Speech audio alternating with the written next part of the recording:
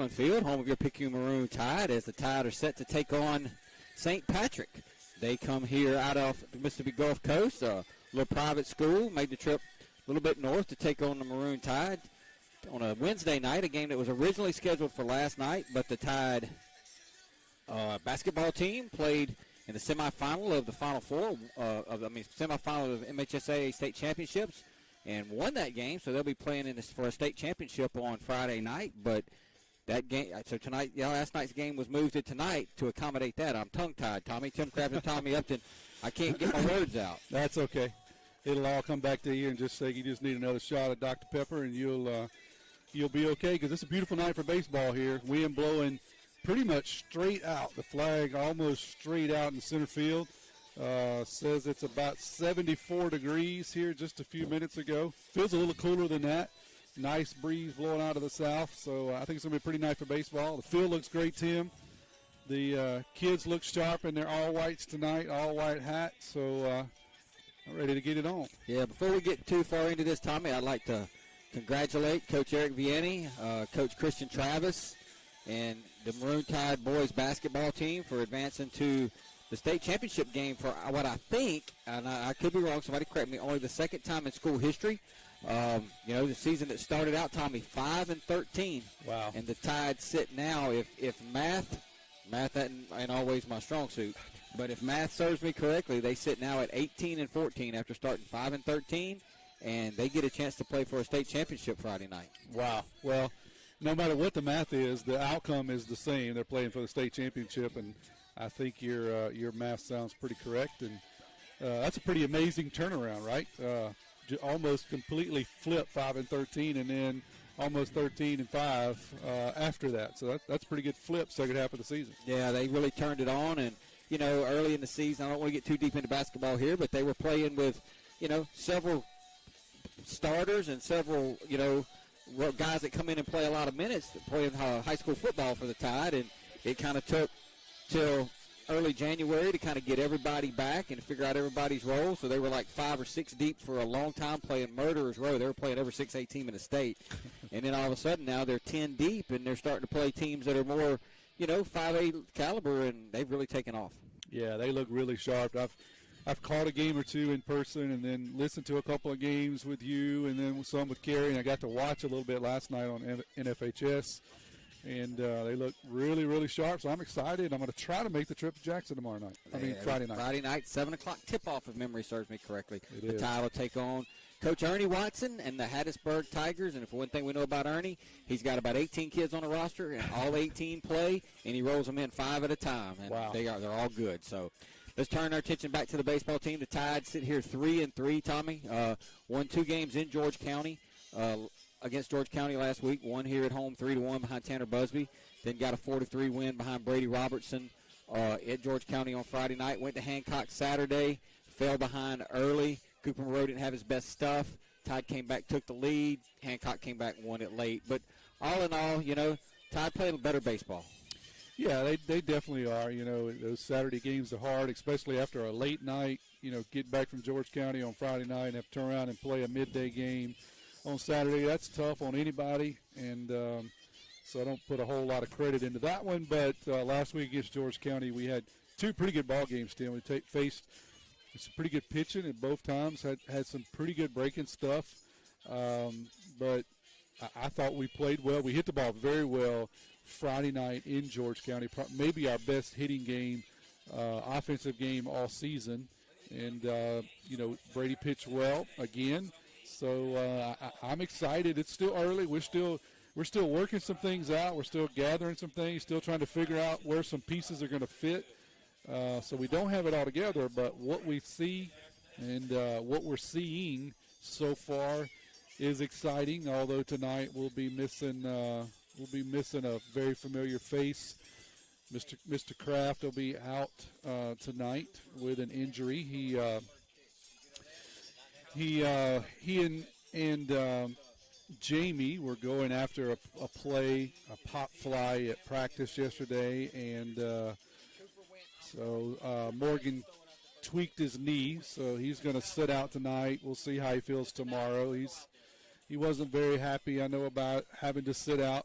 He's kind of protesting a little bit, but I think at this time in the season it was the right call. I know you guys are going back and forth all day, and that's a tough call, but the right call this early in the season for a non-district game, and we hope MC gets better and he can be back maybe tomorrow, but if not next week. Yeah, he's upset he don't get to play, and truthfully it may be next week before they allow him to go back out there. But it gives Braxton Carter an opportunity to get over there, get some reps at first base, get a chance to swing the bat, because we may need him down the line here. We're going to take a break. They're going to announce the lineups. Tommy, when we come back, we'll give everybody the lineups. We'll be ready for first pitch. This is Maroon Tide Baseball.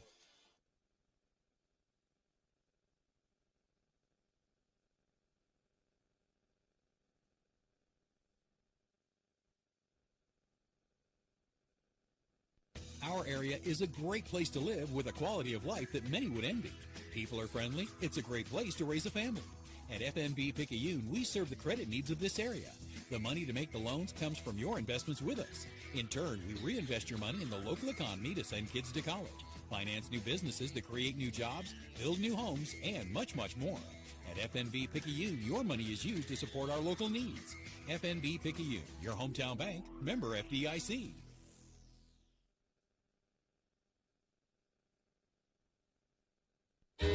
You can say goodbye to the guesswork. We make it easy as 1, 2, 3. When you come by Papa's Camper City for a trailer or RV. Hey friends, Pawpaw's Campers will be hosting their open house RV sales event beginning February 23rd through Saturday, March 4th. Pawpaw's Campers will have many new 2022 models on sale with the entire factory warranty remaining, plus a great selection of new 2023 models. Don't miss it. Pawpaw's Campers open house RV sales event beginning right now through Saturday, March 4th. Don't wait long. They'll soon be gone. Pawpaw's been making customers happy for a long, long time. Having fun, selling fun. Great service, great price, now isn't that nice? You're gonna love the way we deal. Papa's Camper City and Picayune. Yeah, boy. Yes, sir, yes, ma'am. You're gonna love the way we deal. That's a good RV, Pawpaw. Tim Kraft, Tommy Upton back here at the Kirk. Tommy, and I'm going to get these lineups out first for the visiting St. Patrick. And you know what's terrible? I don't know what their mascot is. I just know St. Patrick. Fighting Irish. The St. Patrick Fighting Irish. Okay.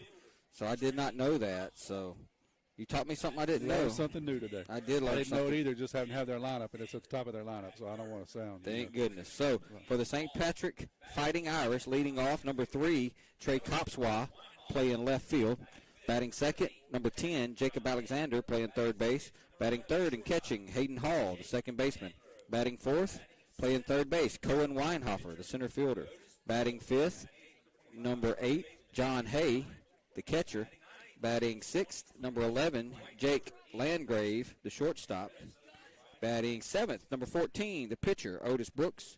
Batting eighth, Ben Rhymes, the first baseman, number 25.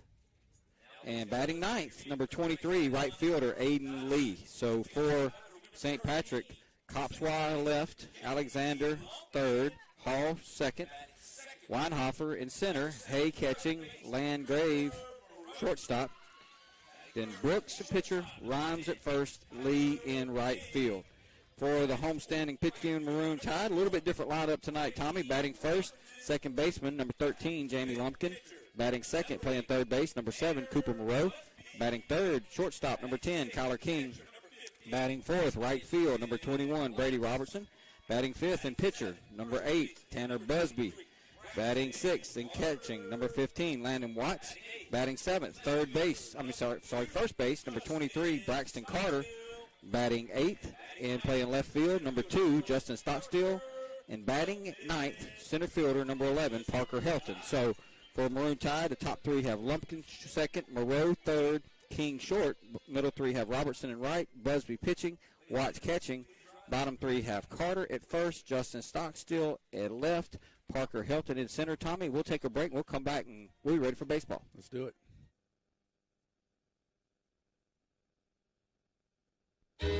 You can say goodbye to the guesswork. We make it easy as 1, 2, 3.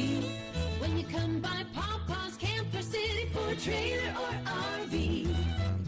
Hey friends, Pawpaw's Campers will be hosting their open house RV sales event beginning February 23rd through Saturday, March 4th. Pawpaw's Campers will have many new 2022 models on sale with the entire factory warranty remaining, plus a great selection of new 2023 models. Don't miss it. Pawpaw's Campers open house RV sales event beginning right now through Saturday, March 4th. Don't wait long, they'll soon be gone. Pawpaw's been making customers happy for a long, long time.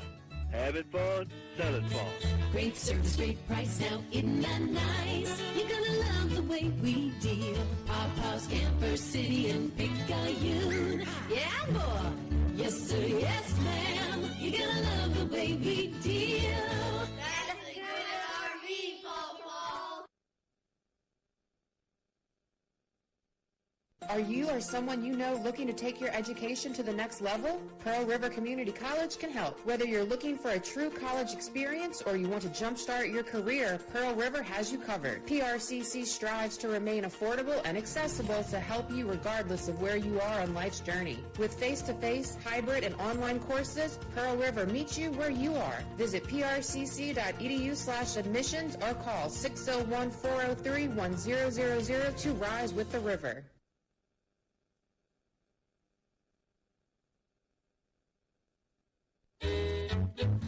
Hey friends, Pawpaw's Campers will be hosting their open house RV sales event beginning February 23rd through Saturday, March 4th. Pawpaw's Campers will have many new 2022 models on sale with the entire factory warranty remaining, plus a great selection of new 2023 models. Don't miss it. Pawpaw's Campers open house RV sales event beginning right now through Saturday, March 4th. Don't wait long, they'll soon be gone. Tim Kraft, Tommy Upton here. Tommy, a couple things that I've learned.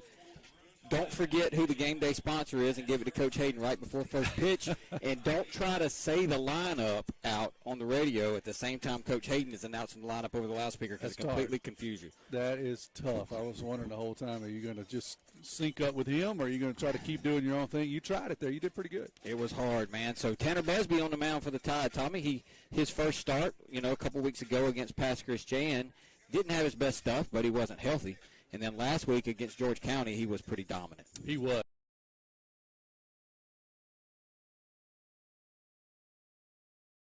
Feeling well at all, so give him a little bit of grace that night. But, yeah, he looked pretty good last week. Had a good breaking pitch, and that's really where he needs to be. He needs to have good breaking pitch, and then also he's got a pretty good changeup that he started to work in this year. He struggled with it a bit last year, but he seems to have a little better command of it. And then his fastball's gained a couple miles an hour from last year, too. He's in the mid-80s with his fastball. So he can be pretty dominant when he's on, and he was on pretty good last week. So we'll see how he starts out tonight. We've talked about it a few times. He's kind of a guy that needs to be on early, and he really sets the tone for his game early. So hopefully he can get in the zone very quickly and stay in it. He went 7 innings against George County last week. I'm thinking that Coach Nicholson probably don't want him to go 7 tonight. I think maybe 4 innings would really be Coach Nicholson's kind of spot where he would like to have Tanner go. But, the game's going to dictate that, Tommy. That's right. Yeah, you really want to see where he goes. He was really feeling well. Didn't throw a whole lot of pitches last week, so he was able to go 7. But I agree with you. Still early. No need to push it. If he can get 80, 85 pitches, in 4 or 5 innings, that'd be great. Trey Copswa is going to lead it off for the Fighting Irish. The first pitch you've ever had inning brought to you by FMB Picayune, your hometown bank, hometown community spirit, hometown community pride, member FDIC. And here's Busby's pitch, and it's going to stay upstairs. A ball, 1 ball, no strikes. And I got a little, there we go. I think I fixed it. Had a little bit of static. Yeah, I got some in the static, too. I've been hearing that. I think I just fixed it. All right. Here's the 1-0 to Copswa. That's going to be a called strike. 1 ball, 1 strike. So Landon Watts catching Tanner Busby tonight. The right side infield a little bit different. Braxton Carter at first, filling in for the injured Morgan Kraft, and Jamie Lumpkin at second. The left side has Cooper Monroe at third, Kyler King at short. Here's the 1-1. It's going to be outside a ball. Parker Helton in center field. Justin Stockstill, Tommy, gets another start in left. He's had some scrappy at bats, and Brady Robertson's in right. He has. He definitely has. He's been playing a pretty big factor here early in the season. Here's the 2-1. Swing and a foul back. 2 balls and 2 strikes now to Copswa. That's a unique name. Yep, Copswa. And Coach Hayden thought he was going to get me because it's spelled Kopszwa.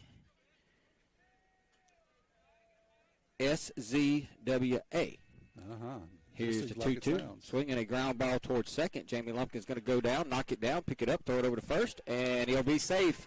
So that'll be an error on Lumpkin as just a routine ground ball, Tommy, and Lumpkin kicked it and couldn't get Copswa.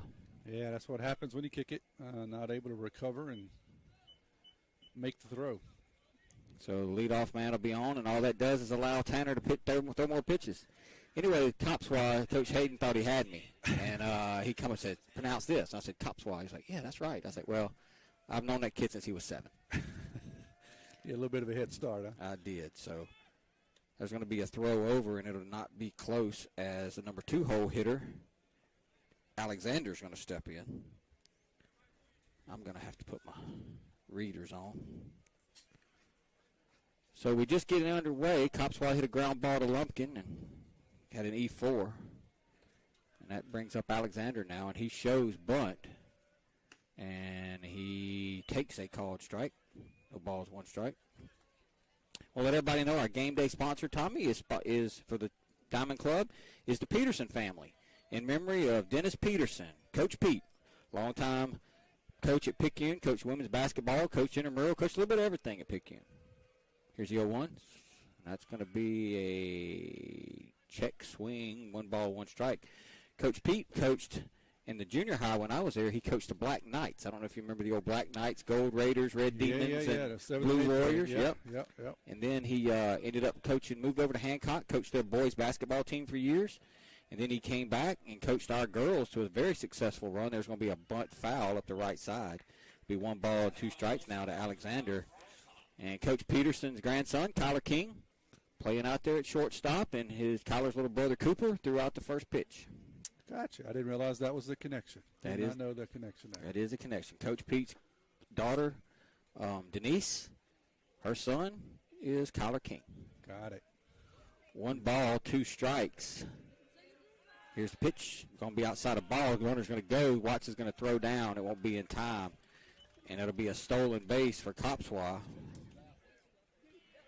And it'll be 2 balls and 2 strikes now. Busby's struggling a little early, Tommy. Yeah, he's not been sharp at all. Should have been pitching ahead, though, with an out. And so just got to kind of shake that off a little bit and bear down and try to get a ground ball here. Copswa takes his lead off a second. Here's the 2-2 pitch to Alexander, and he's going to chase one. That was a good-looking pitch. And that'll be the first out of the inning. Yeah, that one was a nice breaking pitch that he threw there, 2-2 count. That'll bring up Hayden Hall now. He'll hit with 1 out and a runner on second base. And you're right, Tommy. Wind kind of blowing out to left center a little bit, it looks like. Yeah, it's kind of swirling a little bit. It was straight out earlier, and now you're right. It's kind of left center, but it's pretty good little wind. Here's Busby's pitch, and that's going to be a called strike. No balls and 1 strike. We got to learn this umpire. He's a little delayed on his calls. He is. So you got to kind of wait a minute and see what he says. Pretty good crowd considering it was a rescheduled game to a Wednesday night. Yeah, quite a few Blue Devils here tonight watching the Maroon Tide. There's going to be a called strike. If the pitchers get that call all night, it's going to be tough on the hitters. Yeah, that one was a little off. We'll certainly take it. Another breaking pitch that started over the plate and broke off the plate. Tanner got that call. Tanner's got to lean in and out now. Does he come back inside here, Tommy? I would blow one inside. Fastball, see what happens. No balls, 2 strikes to Hall. Copswa takes his lead. Here's the pitch. It's going to be down a ball, and it's going to get away from Watts, and it's going to allow Copswa to get to third base. That'll be scored a wild pitch. Yeah, they decided to stay. Sorry, Tim. They decided to stay out there with a breaking pitch. It was a 58-footer. Yep. So now it's going to be 1-2, and they got to run. There's going to be a foul off his foot. The runner is 90 feet away from giving St. Patrick the lead. So really sloppy for the Tide right now. Lumpkin with an error, a stolen base, and a wild pitch gets Copswa to third. That's the bad news. The good news is Busby can get a strikeout here and make his life a whole lot easier. Yeah, it would be a lot better to pitch to this next batter with 2 outs as opposed to a man on first and third. Here's the 1-2. It's going to stay outside the ball. 2 balls and 2 strikes. Tanner just don't look quite right tonight. Throwed a lot of breaking pitches early. Obviously, that's by design, but not really sticking with the fastball. Here's the 2-2. And again, 3 balls, 2 strikes. And I'm just a little perplexed because he got ahead of him with a couple of fastballs, Tommy, and 3 consecutive breaking pitches for some reason, and now he's behind. Yeah, and he's not chasing. So now you got to think he's thinking fastball, and he's going to foul it off down the right side. 3 balls and 2 strikes still, Tommy. And this is how an error just kind of changes the whole complexion of an inning, because Tanner could have 2 outs right now, probably would have pitched this guy a little differently. We might be in the dugout, but now he's up almost to 20 pitches. Here's a 3-2, and he's going to walk him. A lot of off-speed stuff. It was. That was a little unusual for Tanner. He doesn't generally throw that many breaking pitches, that heavy, I should say. We'll see if that's something we're working on tonight, maybe a scouting report. Don't know. I don't know either, but in any event, now they have runners at first and third, and there's still only 1 out. Tanner was in front of him 2 strikes and just really pitched very defensive there. And that'll bring up Weinhofer now. And here's the pitch, runner goes, and he does not go, and that's going to be a called strike. He fooled me, Tommy. He did. He fooled Landon, too. He was up and ready to go. I think St. Patrick was seeing what the Tide were going to do there. Landon like he was going to try to hose him. Yeah, he was ready. No balls, 1 strike. Here's the pitch. That's going to be upstairs a ball. 1 ball, 1 strike. So the things that plagued the Tide the last 2 years are plaguing them right here in the first inning, Tommy. Bad defense and inability to throw strikes. Those are 2 not good things. They got the runner hung up now, and they're going to throw him behind him at shortstop. Kyler's going to run everybody back, and everybody's going to stay put. So no harm there, Tom. Yeah, no, that's the right thing to do. That's a good job there by Kyler. It was the old first to third move. They caught the first runner on first on a straight steal. Tanner flips it over to Kyler. Kyler says, let's just reset here. You run back to first, and we'll try this again. That's probably the right move. So it stays 1 ball, 1 strike. Still 1 out. Here's the pitch. Upstairs, a ball. Runner goes. They're going to throw down, and Landon Watts is going to throw it into center field. And the run's going to score, and the other runner's going to take third base, and I can't say I even understand any of that. Well, it looked like the throw was going to be throwing to Jamie coming in at second. What that looks like, what they were trying to do, is have Jamie come in and catch the cutoff and hit the guy at home.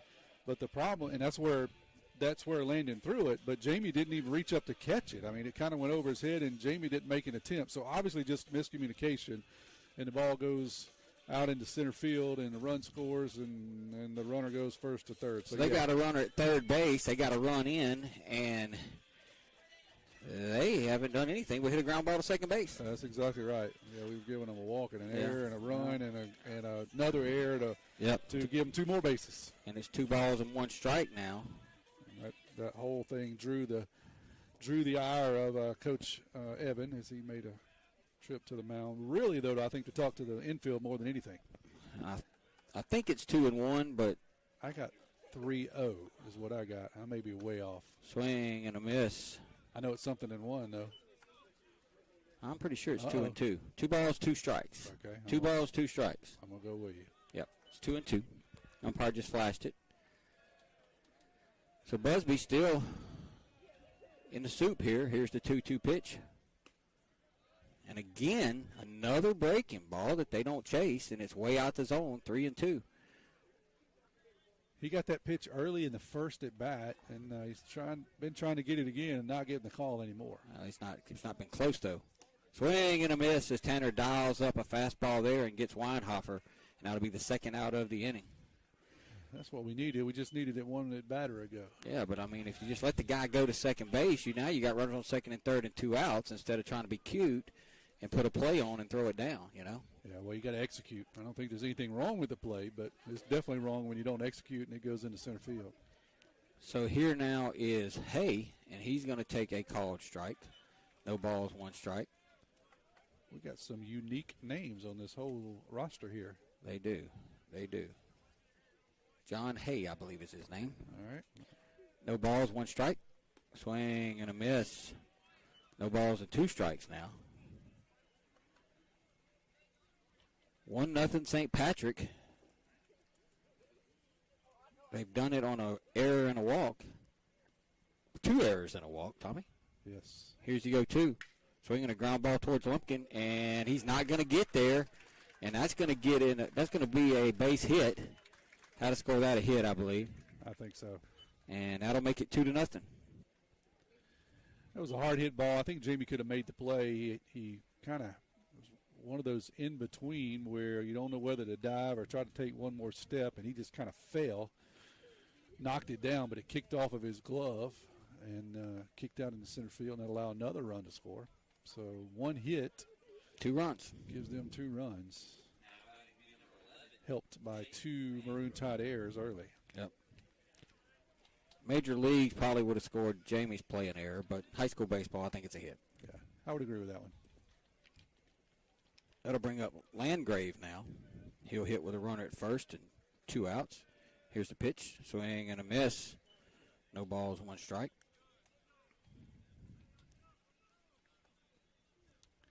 Tide definitely haven't looked sharp. They just kind of sleepwalking. They look like they don't even, they just came out like they didn't want to play thus far.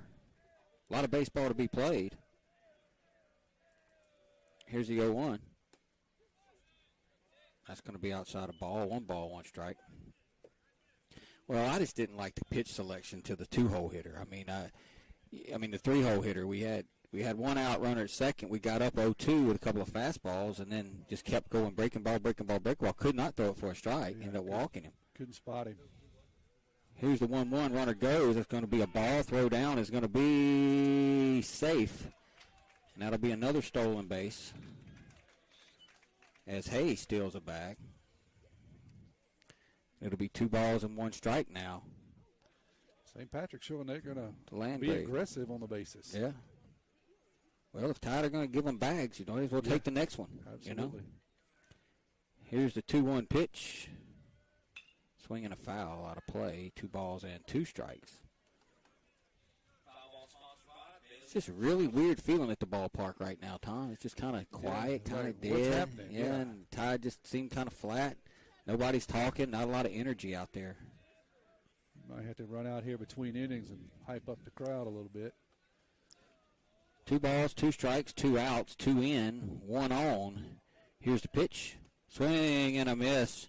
And Busby gets a strikeout, but the damage is done. 2 runs on 1 hit, 2 errors. And we're going to go to the bottom of the first inning. Picayune trails St. Patrick 2-0.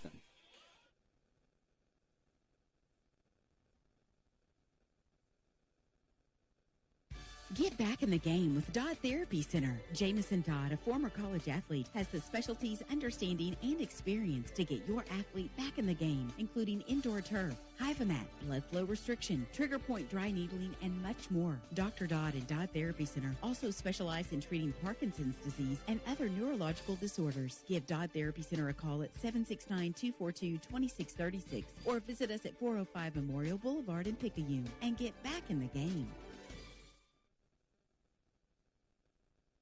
Our area is a great place to live with a quality of life that many would envy. People are friendly. It's a great place to raise a family. At FNB Picayune, we serve the credit needs of this area. The money to make the loans comes from your investments with us. In turn, we reinvest your money in the local economy to send kids to college, finance new businesses to create new jobs, build new homes, and much, much more. At FNB Picayune, your money is used to support our local needs. FNB Picayune, your hometown bank, member FDIC. We head to the bottom of inning number 1. Picayune trails St. Patrick by the score of 2-0. Remind everybody the first pitch of every half inning brought to you by FNB Picayune, your hometown bank, where they are Picayune proud. Stop by the main branch and see Mr. David Hemmeter. And Tommy, I just don't know what to make of that first inning, man. That was as well as Picayune played last week. That was the total opposite of that. It wasn't our best showing, no doubt about it. Good news is It's just the top of the first, so we got a lot of baseball here to play. Otis Brooks is on the mound for St. Patrick, right-hander. His catcher will be John Hay. The right side of the infield will have Rhymes at first, Hall at second. Left side has Alexander at third, Landgrave at shortstop. Weinhofer's in center, Copswa in left, and Lee is in right. And Jamie Lumpkin, who seems to be doing a little bit better than what he was a couple of weeks ago as far as getting around. He'll be leading off here in the bottom of the first inning. Yeah, he definitely seems to be a little bit more limber. I know he was struggling with a back injury early. He seems to feel a little better. He certainly looked better Friday night in Loosedale, probably the best I've seen him at least look. And seemed to be okay. Had a half-hearted dive at the ball earlier. Didn't seem to have any pain. That's a good thing. So he'll get us started here tonight on the bottom of the first. In the bottom of the first. So he'll lead it off against Mr. Brooks. And here's the first pitch. And Lumpkin's going to foul it off the right side. No balls and one strike.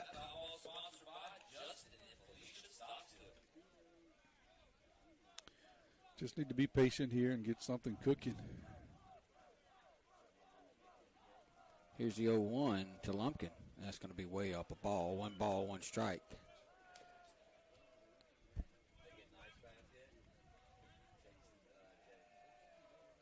You could tell last week the Tide, though, the energy was different. They were locked in against George County. Here's the 1-1 to Lumpkin, and that's going to be a called strike right down the middle. One ball, two strikes. Not quite sure what Jamie was looking for there. Looked pretty good from our vantage point here. It's one ball and two strikes now.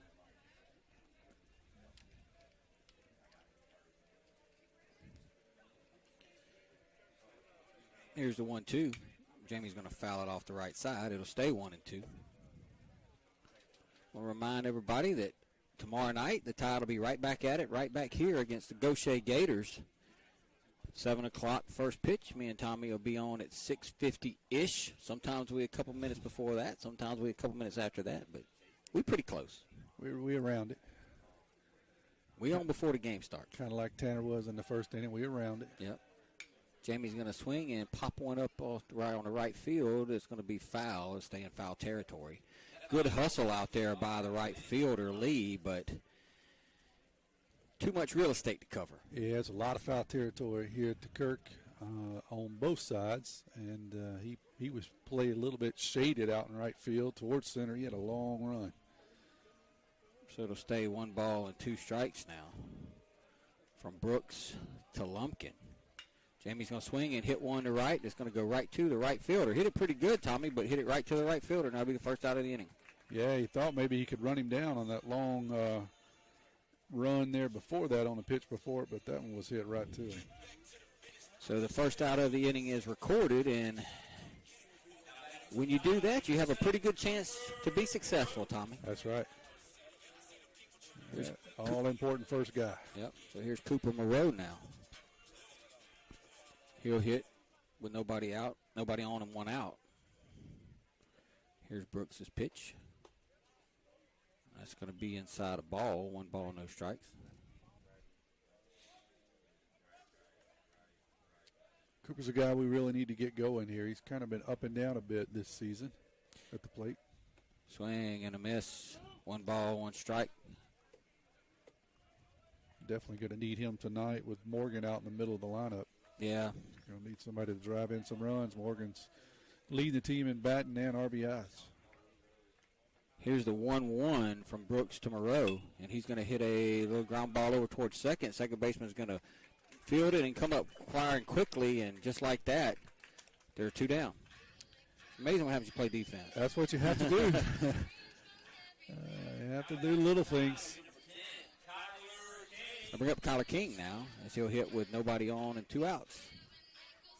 Brady Robertson waits on deck. Brady slated to be tomorrow night's starter.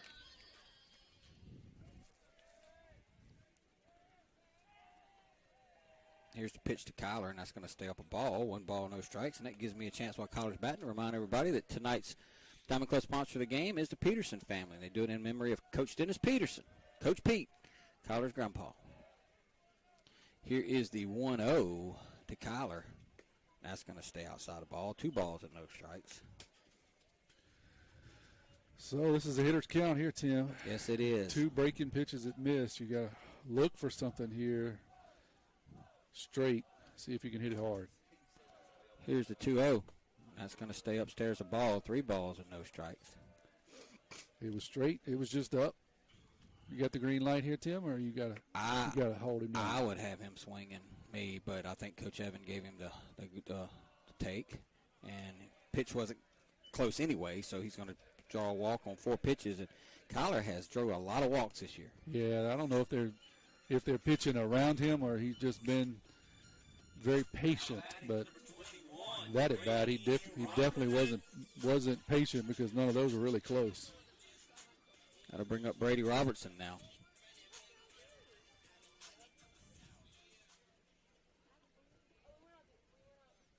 And see Brooks from the stretch for the first time. He comes set. And he brings it to Brady, and Brady offered at it. No balls and 1 strike. He's got a hard, really you'd call it a slider, not really a curveball. It's a pretty hard slider. He's thrown it a couple times. That one was a pretty good one he threw backdoor to Brady.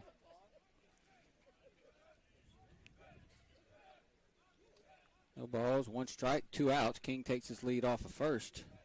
Here's the pitch. It's going to be way outside of ball. Kyler goes, throw down, and he is out. Boy, what a great throw by the catcher there. And Kyler will be out, and Picayune will be out. So we'll go to the second. We're just going to pretend the first didn't happen. You're listening to Maroon Tide Baseball.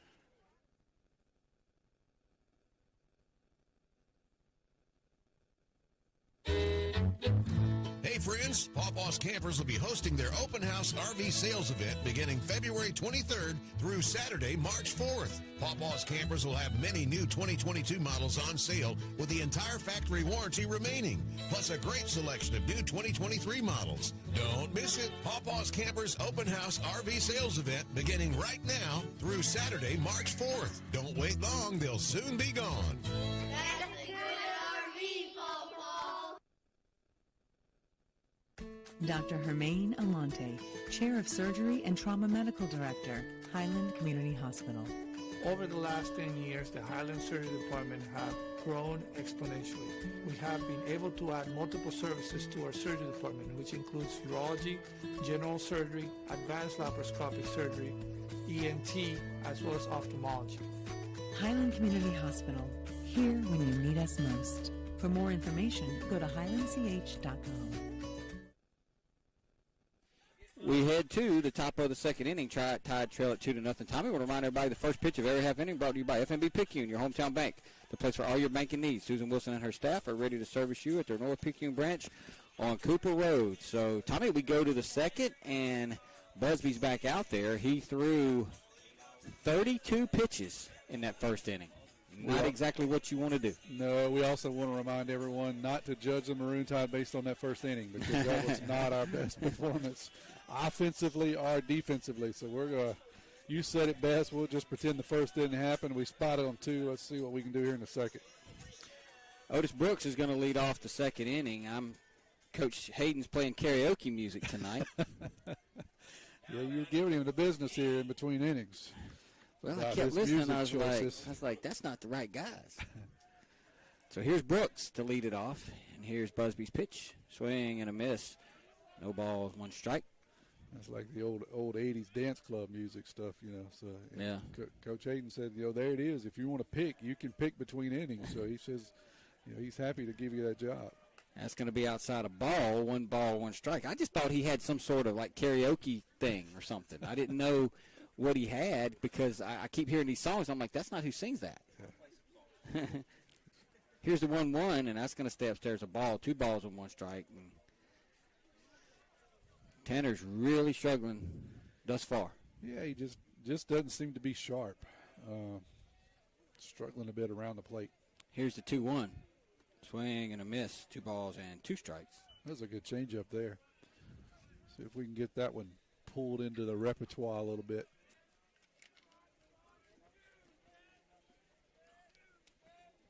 Here's the 2-2 from Busby to Brooks. And he'll foul it back off the screen. It'll stay 2-2.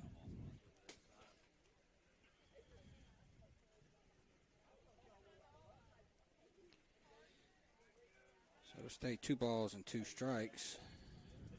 From Busby to Brooks, and here it comes. And that ball is going to be hit out to center field. Parker Helton coming over. Parker Helton makes the catch. That'll be the first out of the inning. That's what we need to do. Your life's a lot easier when you get that first guy. It is. No doubt about that. That'll bring up Ben Rhymes now. He is the 8-hole hitter. 2 runs, 1 hit, no errors for St. Patrick. No runs, no hits, 2 errors for the Tide. Here's the pitch. That's going to be a called strike. No balls, 1 strike. It's just a quiet night tonight. It is. Let the folks know to text us if they're listening. Anybody listening to us, let us know you're listening. Make a little noise. There's a ball, 1 ball, 1 strike. Tanner's just missing everything high tonight. Yeah. Like everything is high. Everything's high, and then the breaking pitch, you just can't get it over the plate. It's starting over the plate and then ended up outside 6, 8, 10 inches. Here's the 1-1 to Rhymes, swinging a foul. 1 ball and 2 strikes. Unfortunately, he just keeps running the pitch count up. Yeah, we're gonna definitely get into the bullpen early tonight. There's no doubt. Probably, I would say, around the 5th inning. And it's going to be down a ball, if not sooner. 2 balls and 2 strikes.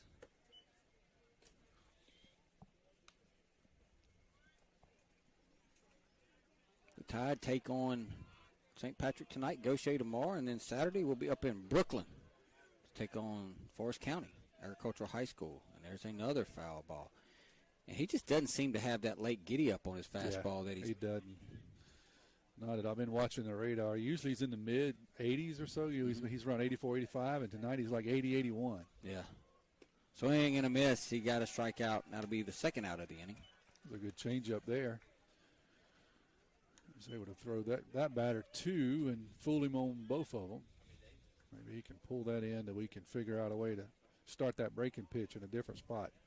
That's the hardest thing for a pitcher is moving that breaking pitch more to the inside. You want to throw it over the plate, and then it ends up breaking out on him. So he's got to move that over. Here's the 9-hole hitter, Aiden Lee, and he's going to take a called strike. No balls and 1 strike. And even the called strikes are a little up in the zone, Tom. Yeah, that one looked a little high. We don't where we're sitting straight behind, and we see left and right, but we really can't see up and down a whole lot. That's a good-looking pitch right there, and that's going to be a ball, I guess. Yeah, the ball. Huh? That looked better to me than the one before it. But it did. It did to me, too. 1 ball, 1 strike. Here's Busby's pitch. Swing and a miss. 1 ball and 2 strikes now. So it'll be good to get 3 up, 3 down here, get back in the dugout, see if we can scratch something across, just kind of get a little life. Yeah, we need it. Here is the 1-2 pitch. Swing and a miss, and that'll do it for St. Patrick. No runs, no hits, no errors, none left. We'll go to the bottom of the 2nd. Tide trail 2-0.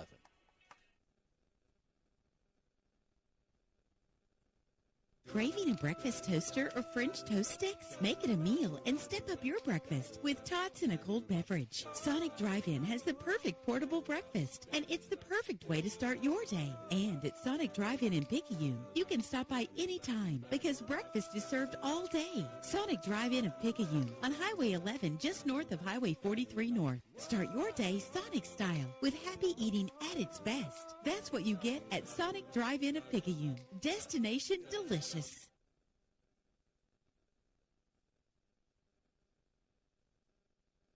When your roommate borrows your car every day, it might be a blind spot. And if something bad happens to your expensive collection of anything, it could be a blind spot. Even having people over to jump around on your trampoline. Yep, it also might be a blind spot. Blind spots are all the surprising things that might need more coverage that you weren't aware of. Good thing Allstate agents can help you find those blind spots while watching out for your wallet. Agent Jason Piggott has offices in Poplarville and Picayune. The river is rising. Make sure you have the right coverage. Give the Piggott Agency a call today, 601-798-7005. Subject to terms, conditions, and availability.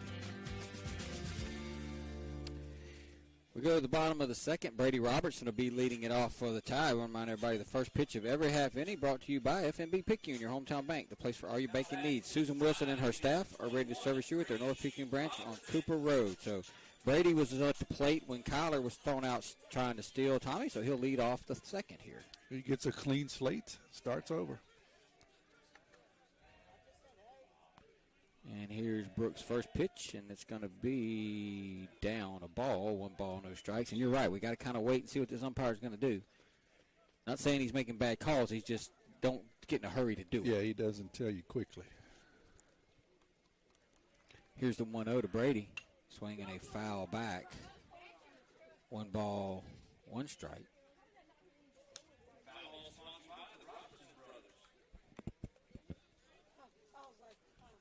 Tommy, I don't want to say that the cold weather's over, but I'm looking at the extended forecast, man, and we ain't really got a whole lot of it in the future. Yeah, we usually get another spurt of it early March. Swing and a miss, 1 ball and 2 strikes now to Brady. But you're right. We got warm, really mid-February, and we've been warm for a while. And I'm like you. What I saw is warm for a while after this. Yep. So waiting for a 1 ball, 2 strike pitch from Brooks to Brady. Swinging a high chopper on the infield. Could be trouble. First baseman's going to go over, field it, flip it to Brooks, and they'll get Brady. Good fundamental baseball, and so far that's what St. Patrick has played, Tommy, just good fundamental baseball. Yeah, nothing flashy. They just they throw you out when you hit it to them, and they make you hit it on the ground and get you out. That's kind of what they've done to the Tide so far. Got to bring up Busby now. He'll hit with 1 out. Landon Watts waits on deck.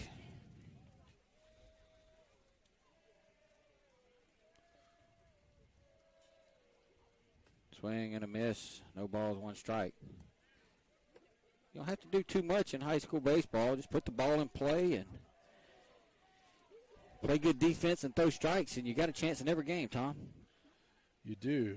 Busby's going to foul that one away. No balls, 2 strikes.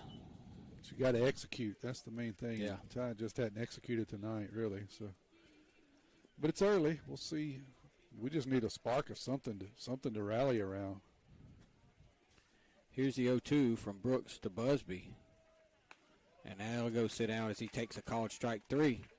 Swung at the first pitch, which was up, and then fouled 1 off, and then that was a pretty good pitch by Brooks. And that'll be 2 down now. That'll bring up Watts. Way too close to take with 2 strikes.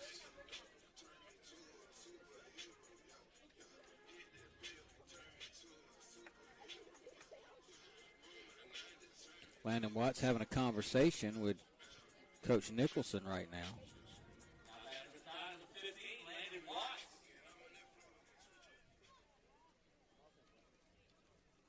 He'll step in here against Brooks. Here's the pitch. Swing and a foul off the left side. No balls, 1 strike.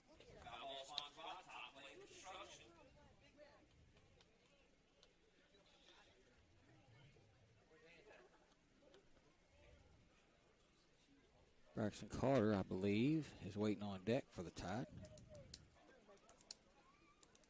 Here's the 0-1 to Watts. That's going to be down a ball. 1 ball, 1 strike. I'd like to see Watts get hot like he was Friday night. He pounded 2 baseballs, 1 off the wall and 1 over the wall. He sure did. Here's the 1-1 to Watts. Swing and a miss. 1 ball and 2 strikes now. That's going to be Paso and Watts Fields if he keeps hitting over there like he does the last couple of years. That's a fact. He's going to get a couple more chances at him because we got up there in district next year. Here's the 1-2 to Watts. And that's going to be outside a ball. 2 balls, 2 strikes.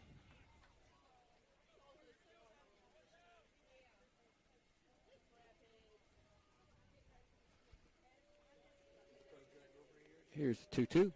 That's going to be down a ball. 3 balls and 2 strikes. So Watts has worked it back in his favor here, Tom. He has. He took a pretty good pitch and then had a pretty good cut, and now he's kind of battled back here 3-2, see what he can do. Here's the pitch to Landon, and he's going to foul 1 back, and it'll hold 3-2. Almost sounded like catcher interference. I thought I heard 2 pops, but umpire says foul ball only.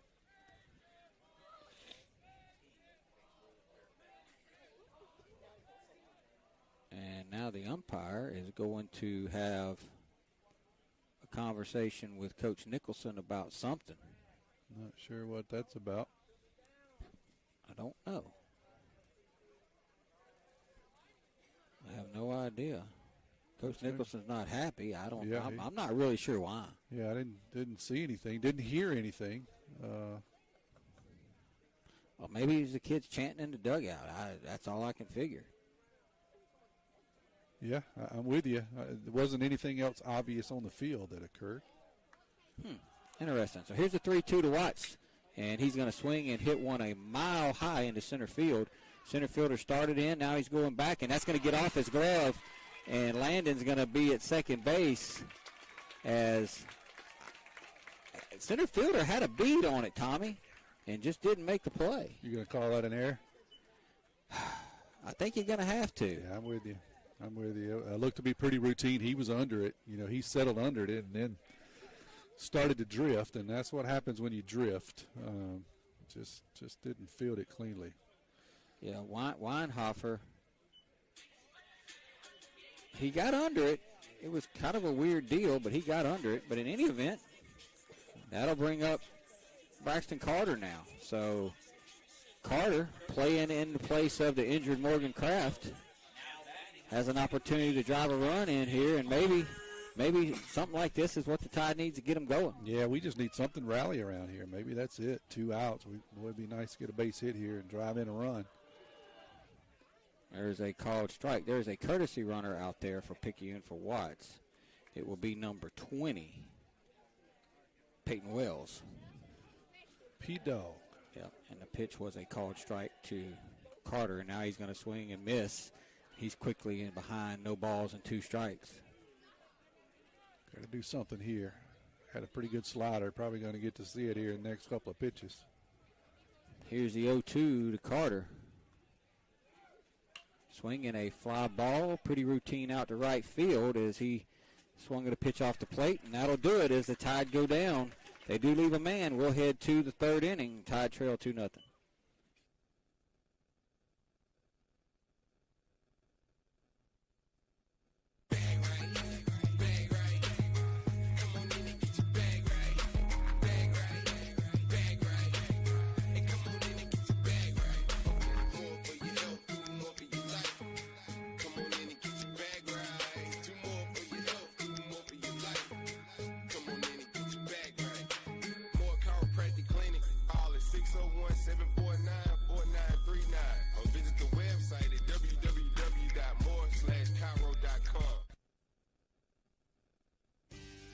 First Place Express Car Wash in Picayune would like to say a huge thank you to their loyal customers.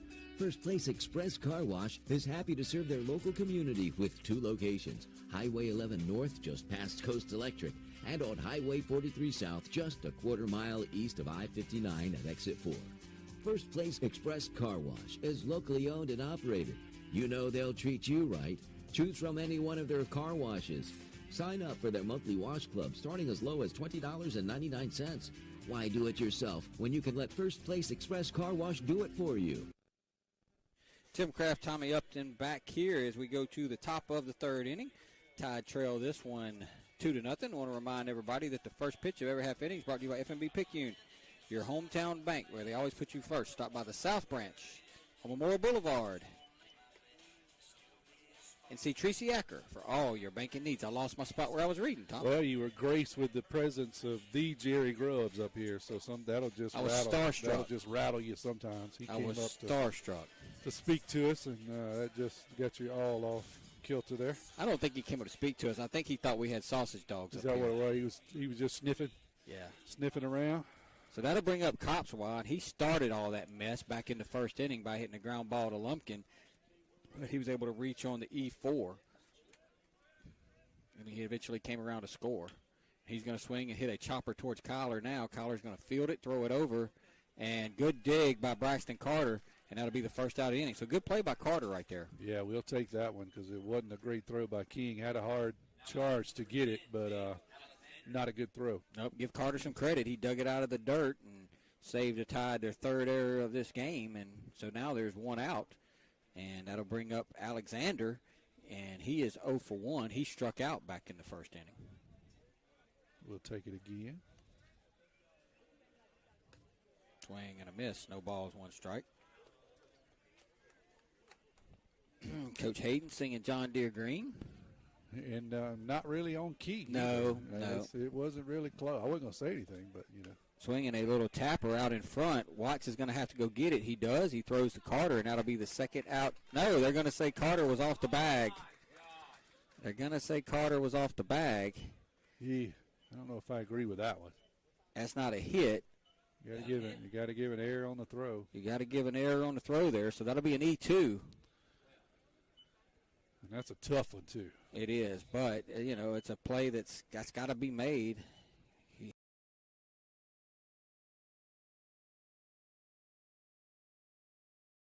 Had it, and not a bad throw, but just a little bit high, and Carter had to tiptoe over. So that'll bring up Hayden Hall now, and his is the one at bat that just mystifies me from that first inning. I feel like we could have got out of that inning giving up nothing, but we got ahead of him, and then we kept trying breaking ball after breaking ball and just never could throw one for a strike. And there's a swing and a fly ball out to center field. Parker Helton's going to be pretty much stand in place and make the play, Tom. Yeah, he didn't have to move much there. It was right to him. So 2 down now. And that'll bring up Weinhofer. So the Tide have committed 3 errors early here. 2 of them has cost them runs. Let's hope the third one does not. Because the way Mr. Brooks is throwing right now and the way we're swinging the bat, a 3-run lead would seem like a lot. Yeah, you're right about that. Let's take it one bite at a time, though, see if we can get out of here and get something going at the plate. Here's the pitch. A called strike. Watts throws behind the runner, and he's back. Made it pretty close. Yeah, he's got a snap gun back there, and he's not afraid to use it. He will throw behind runners at will. And St. Patrick showed that they will run at will, too, here. So we'll see. Interesting to see what happens here. Alexander dives back in again. Tanner doing his part, keeping him close. See if they give him the green light here, 0-1. Here's the 0-1 to Weinhofer. Runner goes, swinging a foul out of play. No balls and 2 strikes off the right side. So much like the last at bat for no, that was Alexander, my bad. Weinhofer, he got down in the count 2, eventually struck out. So Busby's got him down 2 strikes now. Got to finish him off here. The run was on there. See if he goes again, 0-2. So here's the 0-2 pitch to Weinhofer. Swinging a foul up the left side this time, and it'll stay. No balls and 2 strikes. And I have Mr. Busby now at 55 pitches, Tommy, in the third. First inning, just 30-something pitches. It's just too much. Couldn't get out of our own way in the first inning. Here's the 0-2, way outside of ball. Good job by Watt. Saved a wild pitch right there, and it'll go 1 ball and 2 strikes now.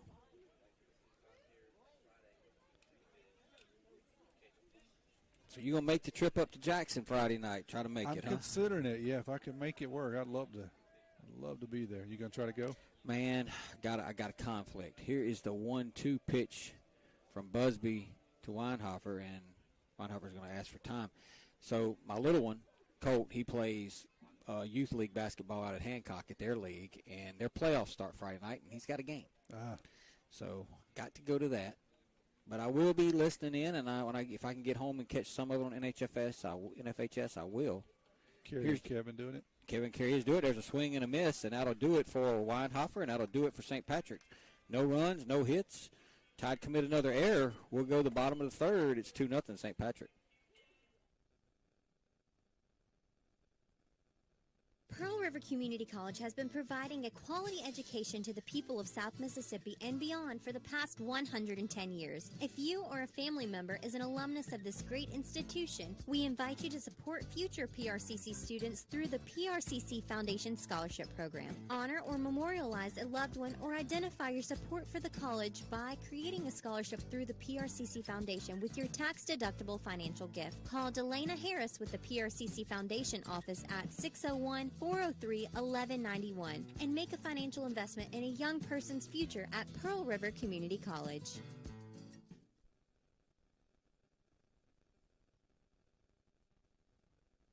Physical therapy has evolved into specialized care for patients suffering from Parkinson's disease.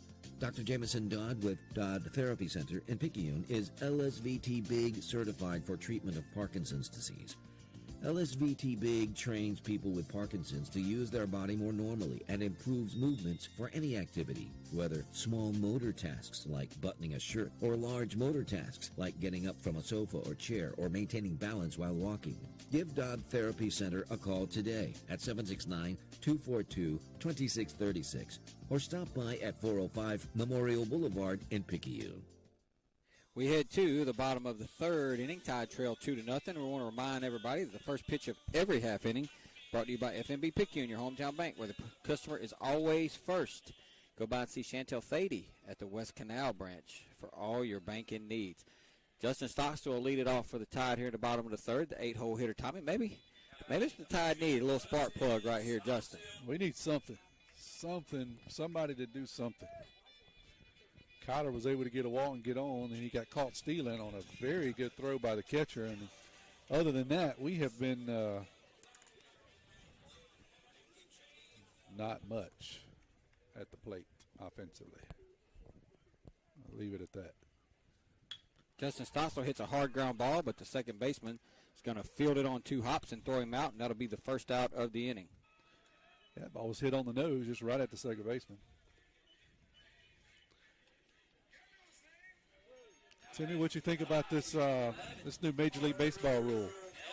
This pitch count. Have you seen any of it? I have seen it, and I don't think I like it. And here's why. It's going to be interesting. Part of what I love about baseball is watching the guys do their little rituals.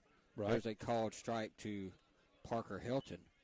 I like watching their little batting, they fix their batting gloves and their little routines and their little rituals. Yeah. And, I understand there's a ball outside. I understand that the game is a little bit long, but I think that has more to do with pitching changes and the way that, used to be you put your starting pitcher in there and he went 8 innings and you brought one other guy in there and, the game was over. Right. And foul ball back by Hilton. And now, you got starters, they'll go 3 innings, and, you got teams using 4 and 5 guys a game, 6 guys a game, and that's what's really making games longer. I believe you should, it's be radical, but instead of putting a timer out there, limit the number of pitchers you can put in a game. Yeah, that definitely would be a big change. Swing and a miss, and that'll be 2 down now as Hilton just looked overmatched right there against Brooks. Yeah, he didn't have a good swing really on any of those. At a breaking pitch nor at a fastball. I would agree. I think something had to be done. The game was getting longer and longer, and I know that this was probably an easy thing to implement, but we'll see what kind of impact it has. Already had some pretty significant impact on a few preseason games, so we'll see how it plays out. Now there is a new rule change that I like. As we're back to the top with Lumpkin, there's a ball, 1 ball, no strikes. I like them doing away with the shift. Okay. I just did not like the shift. I didn't like 3 guys playing on one side of the infield. But then again, you can solve that problem by just bunting the ball where they're not, and right. Eventually they'd have to stop doing that. But, major league coaches and major league players are too big an ego. They're just going to hit it over their heads, and that's going to be outside a ball, 2 balls, no strikes. But I do believe that doing away with the shift is going to create more offense in baseball. I got you. So I hadn't seen the particulars of that. What is the limit? You can only have 2 infielders on the side each side of the infield. That's right. Is that the way they wrote it? That's exactly right. Here's a 2-0 to Jamie. He's going to be down 3-0. You can only have 2 guys on the right side of second base, 2 guys on the left side. Gotcha. And that's it now. So because in years past you'd see the third baseman playing at second and the shortstop where the second baseman was played, the second baseman over towards first. Yeah. There's going to be a walk to Jamie, and it would just be crazy and against a left-handed hitter, and the left-handed hitter would still try to pull it through the hole. That's right. Yeah. Batting averages were down. There's literally nobody on the left side of the infield. No, and so I'm good with that change. I'm also good with the change where they have bigger bases now. They've had 15-inch bases for years. Now they've gone to a bigger base. They said they did it to try to avoid injuries. Stepping on right? somebody at first. Yeah. Avoid injuries. They also said that players now are bigger than they were when the game was originally designed. Makes sense. but it is all. That's also going to help. That's going to be a called strike to Cooper. That pitch ain't even fair. No balls, one strike. But that's also going to help the offense because now each base is going to be a little bit closer together to the other base. A few inches closer together. So Bang Bang plays it first. You'll probably see a few more infield hits. You'll probably see a few more stolen bases. So, I'm one of those guys that I believe in pitching and defense, but offense is good for baseball. I don't think you want to go like it used to be in college baseball where it was home run derby and games were 31 to 28, But it was fun to watch. It wasn't fun to pitch in, but it was fun to watch. It was. Here's the 0-1 to Moreau, swinging a ground ball towards second, and he's going to wear the second baseman out tonight, and he throws him out, and that'll do it for the Tide. They get no runs, no hits, no errors. They leave one. We go to the fourth, 2-0 St. Patrick.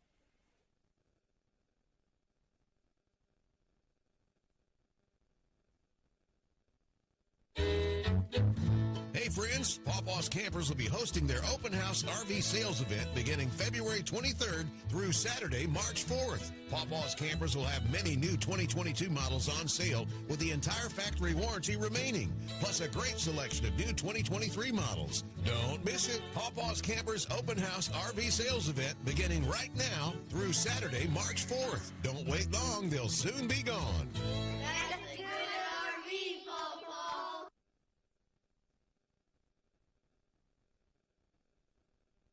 Dr. Hermaine Amante, Chair of Surgery and Trauma Medical Director, Highland Community Hospital. Over the last 10 years, the Highland Surgery Department have grown exponentially. We have been able to add multiple services to our surgery department, which includes urology, general surgery, advanced laparoscopic surgery, ENT, as well as ophthalmology. Highland Community Hospital, here when you need us most. For more information, go to highlandch.com. We head to the top of the fourth. Tide trail 2-0, not 10-0. It feels like 10-0. Yeah, it does feel like 10-0. The Tide trail 2-0. Remind everybody the first pitch of every half inning brought to you by FNB Picayune, your hometown bank. The best service around with 4 locations to serve you. East Canal, West Canal, Memorial Boulevard, and Cooper Road. I want to remind everybody, too, that tonight's game for the Diamond Club is brought to you by the Peterson family. In memory of Dennis Peterson, Coach Pete, longtime coach here at Picayune and at Hancock, the grandfather of our shortstop, Tyler King. Busby back out there, and he will face Hay. Hay is 1 for 1. He's got the only hit in the game, Tommy, and he swings and misses. No ball, 1 strike. Yeah, it's been lackluster from an offensive perspective. I don't think either pitcher's been extremely sharp or overpowering, but just not much going offensively. That's going to be popped up on the right side. Braxton Carter is going to come over, and he's going to make the play, and that'll be the first out of the inning as Hay pops out to Carter. That's one of the benefits of lots of foul territory over here. Carter was able to pull that one in that may have been out at a lot of other parks. If you tuned in late, Carter playing first base for the injured Morgan Kraft. He had sustained an injury Monday in practice. Tide's first baseman and cleanup hitter, and he's going to be out time frame unknown right now. We have felt his loss tonight. There is going to be a ball driven out into the gap in right center field. That's going to get down. Parker Helton's going to pick it up, throw it in, but that'll be a double off the bat of Landgrave as he just served that one out into right center field, no man's land. Didn't try to do much with it. He just hit it hard out over the plate, drives it into the gap for a double. So he'll be standing at second base with 1 out, and Otis Brooks now. Brooks, the Busby's counterpart, has a chance to help himself.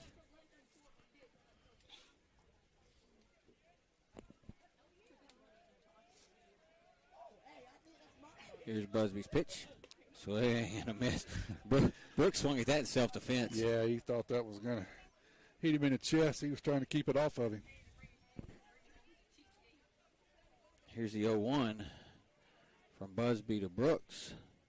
Swinging a foul off the right side. And we're really not paying a whole lot of attention to Landgrave out there at second base. He had a big lead, Tommy. Yeah, he was halfway to the shortstop by the time Busby came set. We might want to try to hold him because he can be 3 feet from the bag, and Porter's going to come up throwing. I promise you. Here's the 0-2. Way outside of ball. Speaking of Porter, good job right there. It'll be 1 ball, 2 strikes. Porter subscribes to that theory. As long as the ball's in the air, there's hope. There is hope. So that's the way I shoot at deer. As long as there's lead in the air, there's hope. So I'm with him. 1 ball, 2 strikes. Right, everybody will have the Paul's Pastry Trivia question in the 5th. Here's a 1-2. Swing and a foul off the right side. It'll stay 1-2. Got a text from Tyler. He is back home from church and listening in, so you better straighten up a little bit. He'll be critiquing you. You keep missing some of these plays. 1 ball, 2 strikes, 1 out. Here's Busby's pitch to Brooks. And it's going to stay outside, and it's going to get away from Watts, and it's going to allow the runner to get down to third base. So that'll be another wild pitch, Tommy. Yeah, that was a good job there by Watts blocking it up. Another 58-foot breaking pitch on a 1-2 count. Brooks did not offer at it. Watts kind of kicked off of Watts and rolled out in front of the plate, allowed the runner to move up. That's going to be down a ball, 3 balls and 2 strikes. And now Busby's going 3-2 to Brooks. Tide didn't handle the last first and third situation very good, so hopefully we can get Brooks right here. Here's a 3-2. Swing and a high pop-up, but that's going to get out into right field, and that's going to be a chance for a run to tag. Robertson's going to make the catch. Here's the throw to the plate, and he'll be safe. So that'll be a sacrifice fly off the bat of Brooks, and the wild pitch comes back to haunt Busby. Yeah, that was a pretty good job there by Brady out in right field.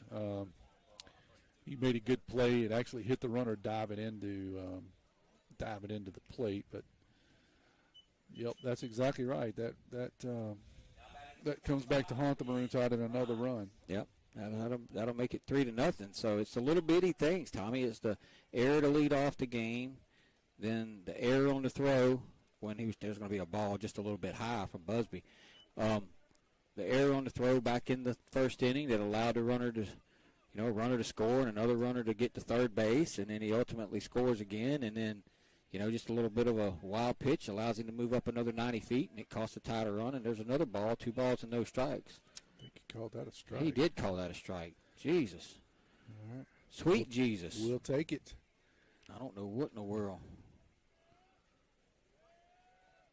There's a ground ball toward short. King's going to field it, throw it over to Carter, and that'll do it, but not before St. Patrick picks up another run. They do it on 1 hit. There were no Tide errors, but we will go to the bottom of the 4th. Tide trail 3-0.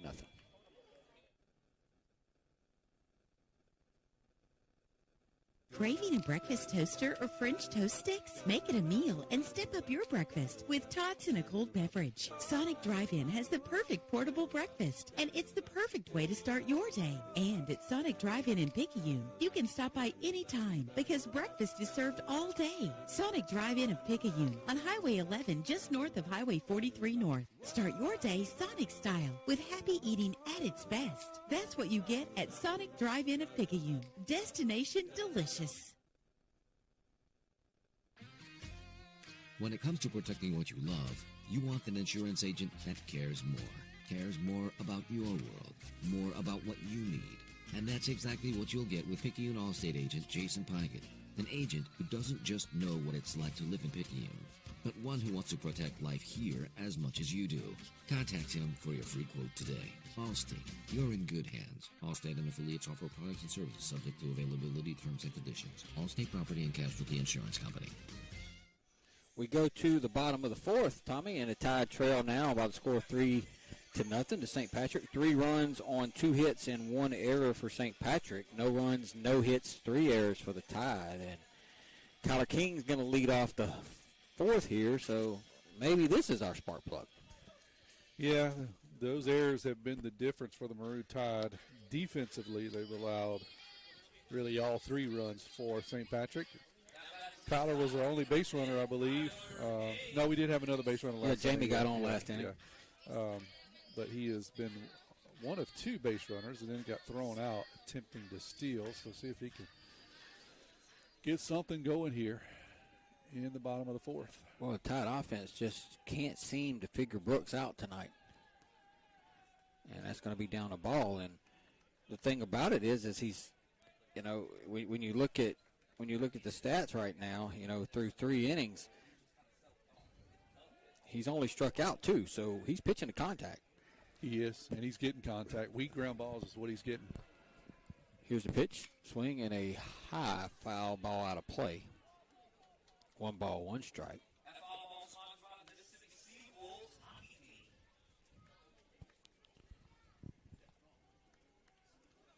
King back up in there. 1 ball, 1 strike. And here's Brooks offering. Swing and a miss. That's a good pitch right there. Good all-speed pitch. Kyler was looking fastball.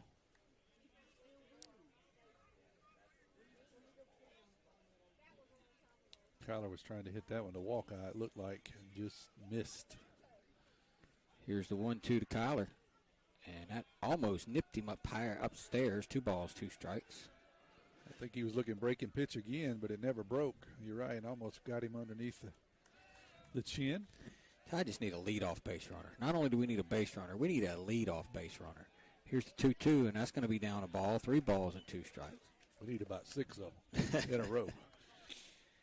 Well, Brady is on deck, and he started out the year really hot. He's kind of cooled off the last couple games, so maybe he's due to start getting hot again if Kyler can get on.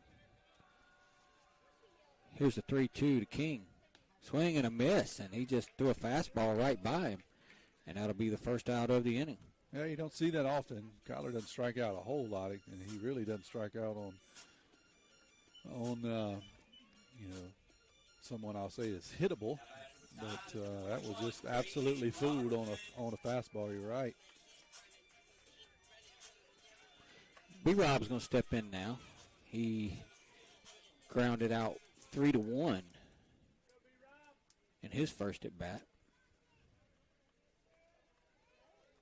And here's Brooks' pitch, and Robertson's going to foul it off down the left side. It'll go out of play. No balls and 1 strike.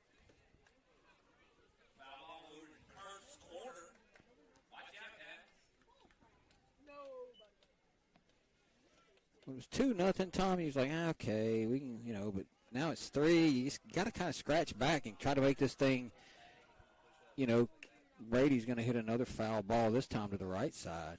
Just kind of scratch back and hope that you can get close here where you have a chance to win it in the 7th, but, you can't. No, the innings are chipping away. They are. Your opportunities are on the downhill slope here now. So you're right. You need to do something here, especially you got the middle of the order, core of your order up here.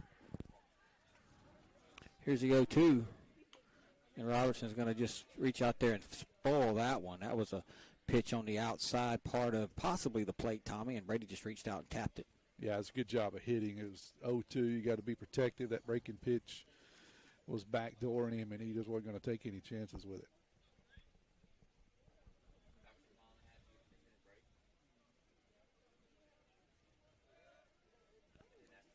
Here's Brooks' 0-2 to Robertson.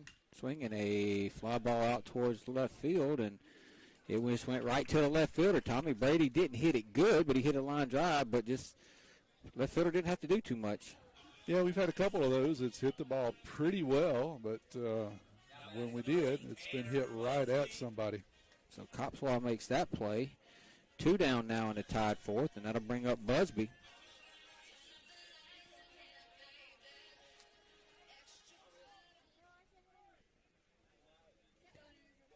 Tide's still looking for their first hit. Swing and a miss by Busby. A little late on that fastball.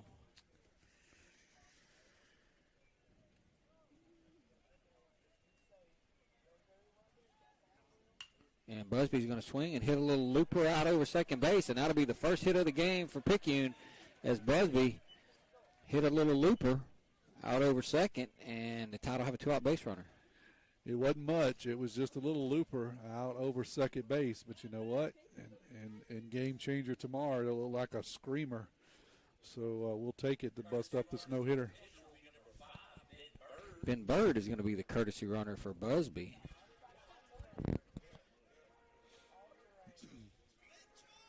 There'll be a conversation between Hay and Brooks now at first base. So the Tide have managed 3 base runners, Tommy, but the problem is King reached with 2 outs, Lumpkin reached with 2 outs, and now Busby reaches with 2 outs. Yeah, makes it tough. Landon hit a ball pretty hard last time, but right at the center fielder, if I remember right. That's right. That's right. I forgot about Landon's ball. That was he swings and misses right there. That was the lone error of the game against St. Patrick, as the center fielder kept going back, and they almost picked Ben Bird off of first base right there. I'm not sure what he was looking at. He got his lead and then forgot to dive back when the pitcher made the throw over. It was really way closer than it should have been. Swing and a miss, so it's going to be no balls and 2 strikes. Kurt Smith text and said, is the radar not working? He said the radar ain't close. I don't know what he's talking about. I don't know if he means if it ain't close to the plate or if it ain't close to being right or what he means. Let's see. I'll pull it up here and see what's happening. Bird takes his lead off of first. Here's the pitch to Watts, and that's going to be outside a ball, and they're going to throw behind Bird, but he's back in. 1 ball, 2 strikes. Well, I'd like to see him hang something on the inside corner to Mr. Watts. See if he could put a charge into one. 1 ball, 2 strikes. Here's the pitch. And that's a called strike 3 as he just threw a fastball right by him. And that'll do it for the Tide. No runs, 1 hit, no errors, 1 left. We're going to go to the trivia inning. We're going to go to the 5th. Tide trail 3-0.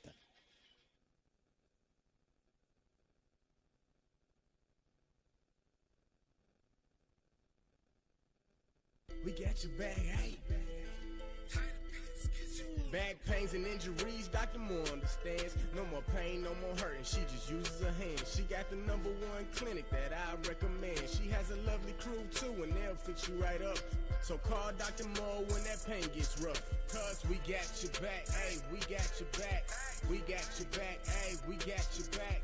We got your back, hey, we got your back. Moore Chiropractic Clinic, located at 6682 Highway 11 North, Suite 103, Cary, Mississippi, 39426. We got your back, hey.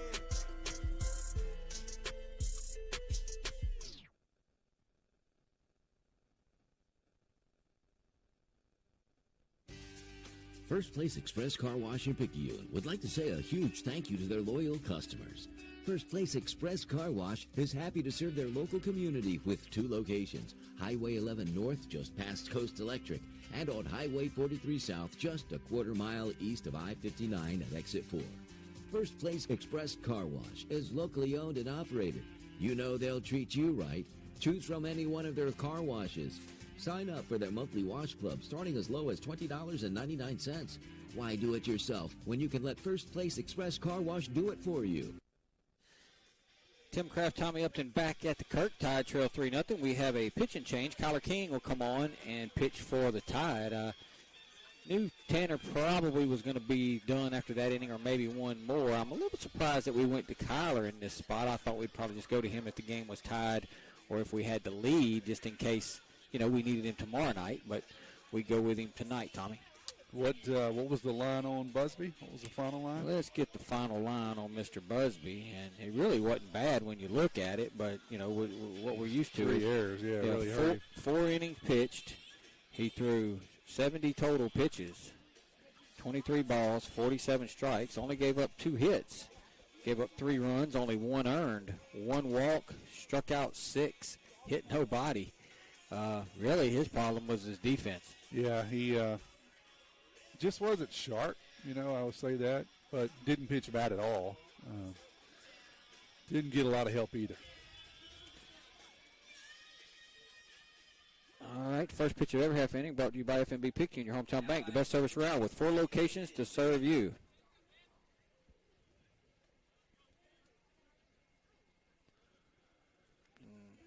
I am in the midst of something, Tommy, so if you guess it'll be a ball upstairs. Yeah, Kurt, see if that's a little better on the radar. Ball was upstairs to Kyler, from Kyler. That's going to be another ball, 2 balls and no strikes. Kyler hadn't thrown a whole lot this year, but he looked pretty decent the last time he threw. It's Aiden Lee, the 9-hole hitter, and he's going to swing and miss, so now it'll be 2 balls and 1 strike. As I'm back caught up, Alex Reiser was asking me about Morgan. So Had a little incident at practice on Monday where that's going to be a called strike on the outside corner, 2-2, where Morgan sustained an injury. We're not sure the severity of it, but we know he's not playing tonight, Tommy. Yeah, and we hate it, but we need him healthy. There's going to be a foul back to the screen. It'll stay 2 balls and 2 strikes. You never say that games don't matter, but these don't matter as much as district games, so we need him healthy down the stretch. It's a long season, and we really hadn't got started good yet. So here's the 2-2. And that'll stay outside a ball, 3 balls and 2 strikes. It's the 9-hole hitter, and this is what got Picayune in trouble against Hancock the other day, walking the 9-hole hitter. So we just need to go right at this guy right here. And he fouls it off. One thing I'll say about the St. Patrick hitters, man, they make you throw pitches because they'll get up there and battle you. They will. Yeah, they'll foul off good pitches, and they'll fight. Kind of quiet, but they've just quietly run away with a 3-run lead here. Swing and a miss. That's going to get away from Watts, but he'll pick it up, throw down to first base, and that'll do it as Lee strikes out. So King with a good start. Yeah, that was a pretty good pitching performance. I think you'd have liked to have maybe one of those back, but not bad. And we've talked about it before. Kyler is at his best when he has his breaking pitch working where he can kind of work off of it. His fastball's a little flat, so he has to have something to kind of break it up, and it seems to be working tonight. That'll bring up Copswa, and that's a beautiful pitch by Kyler, called a strike.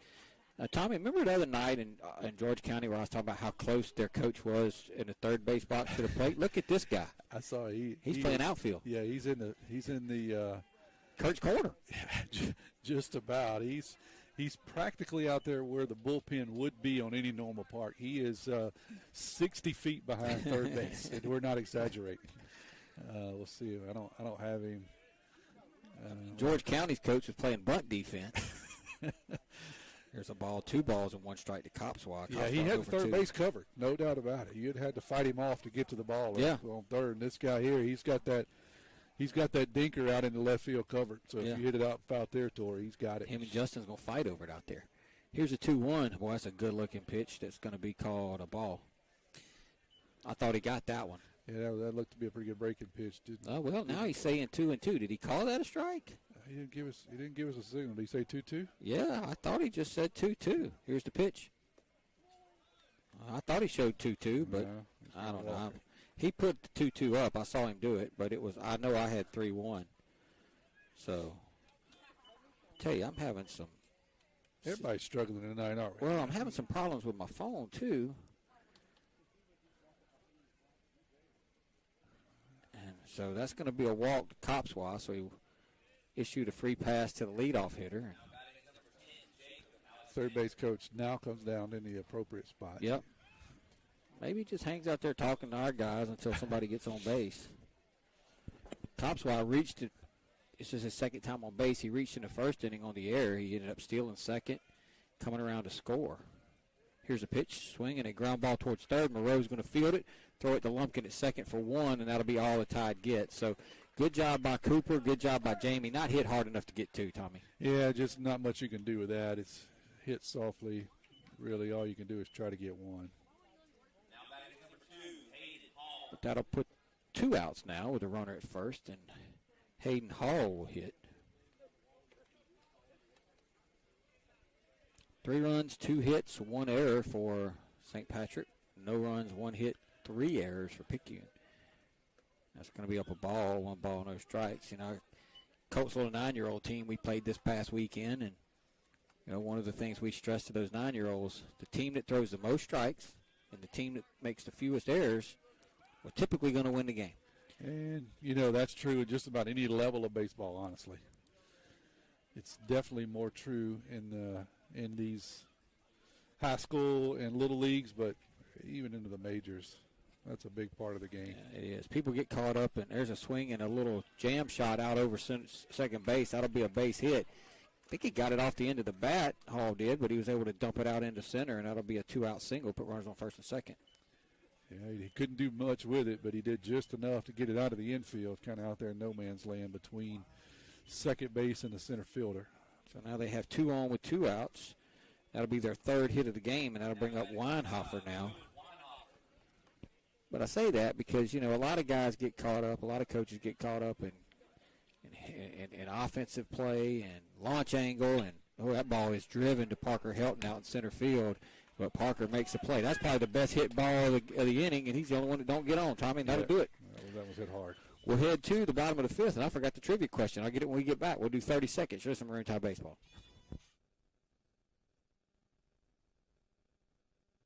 Are you or someone you know looking to take your education to the next level? Pearl River Community College can help. Whether you're looking for a true college experience or you want to jumpstart your career, Pearl River has you covered. PRCC strives to remain affordable and accessible to help you regardless of where you are on life's journey. With face-to-face, hybrid, and online courses, Pearl River meets you where you are. Visit prcc.edu/admissions or call 601-403-1000 to rise with the river. Tim Kraft, Tommy Upton back here at Kent Kirkland Field. The Tide trail this one by the score of 3-0 as we play in the bottom of the fifth inning. And time for the Paul's Pastry Trivia question. Tommy, send your answer to 601-273-0649. 601-273-0649. That's 601-273-0649. I need your name and your answer. So here we go. Major League Baseball began in 1871.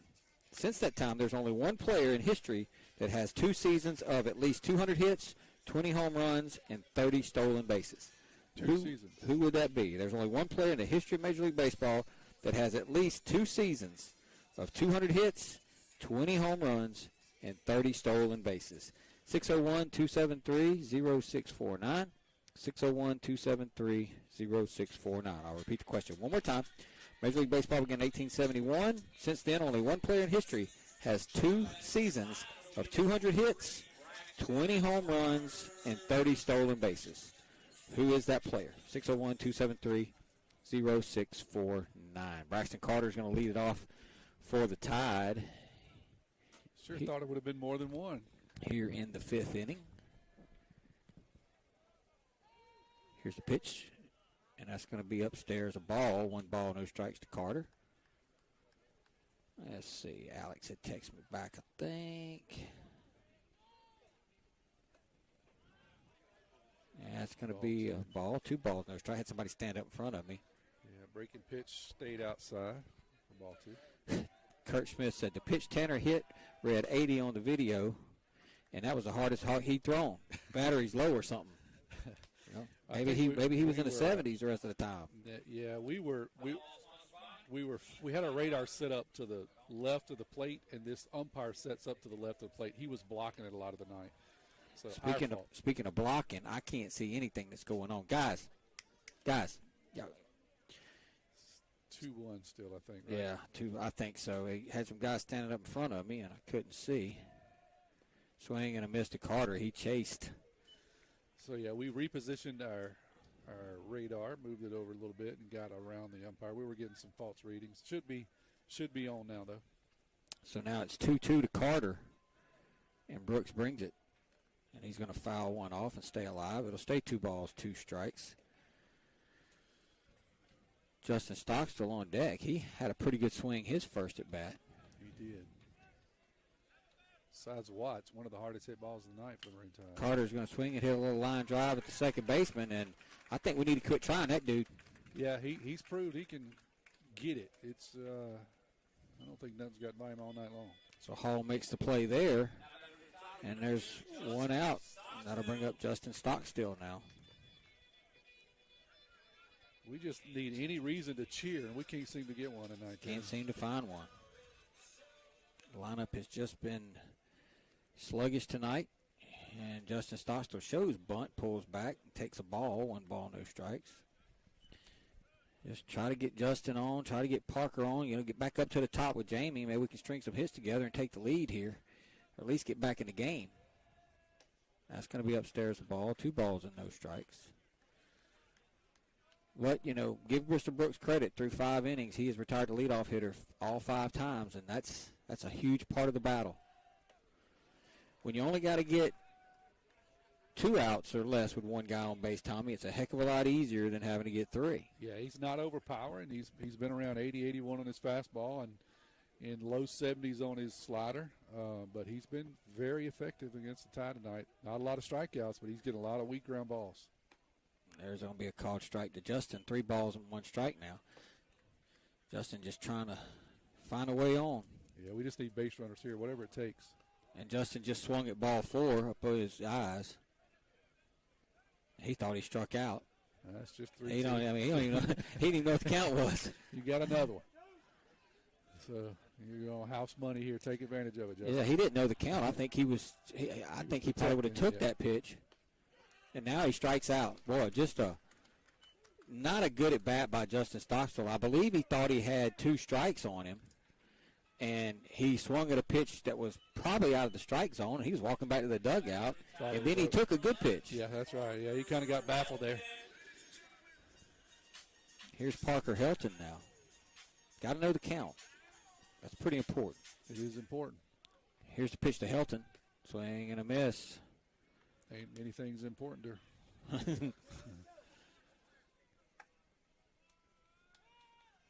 And Helton's going to hit one right back to Brooks, and he's going to field it, and he's going to throw Helton out. And that'll do it for that kind of night. It's been that kind of night. That'll do it for the Tide. No runs, no hits, no errors, none left. Tell me if you heard that one before. We're going to go 6, 3-0 St. Patrick.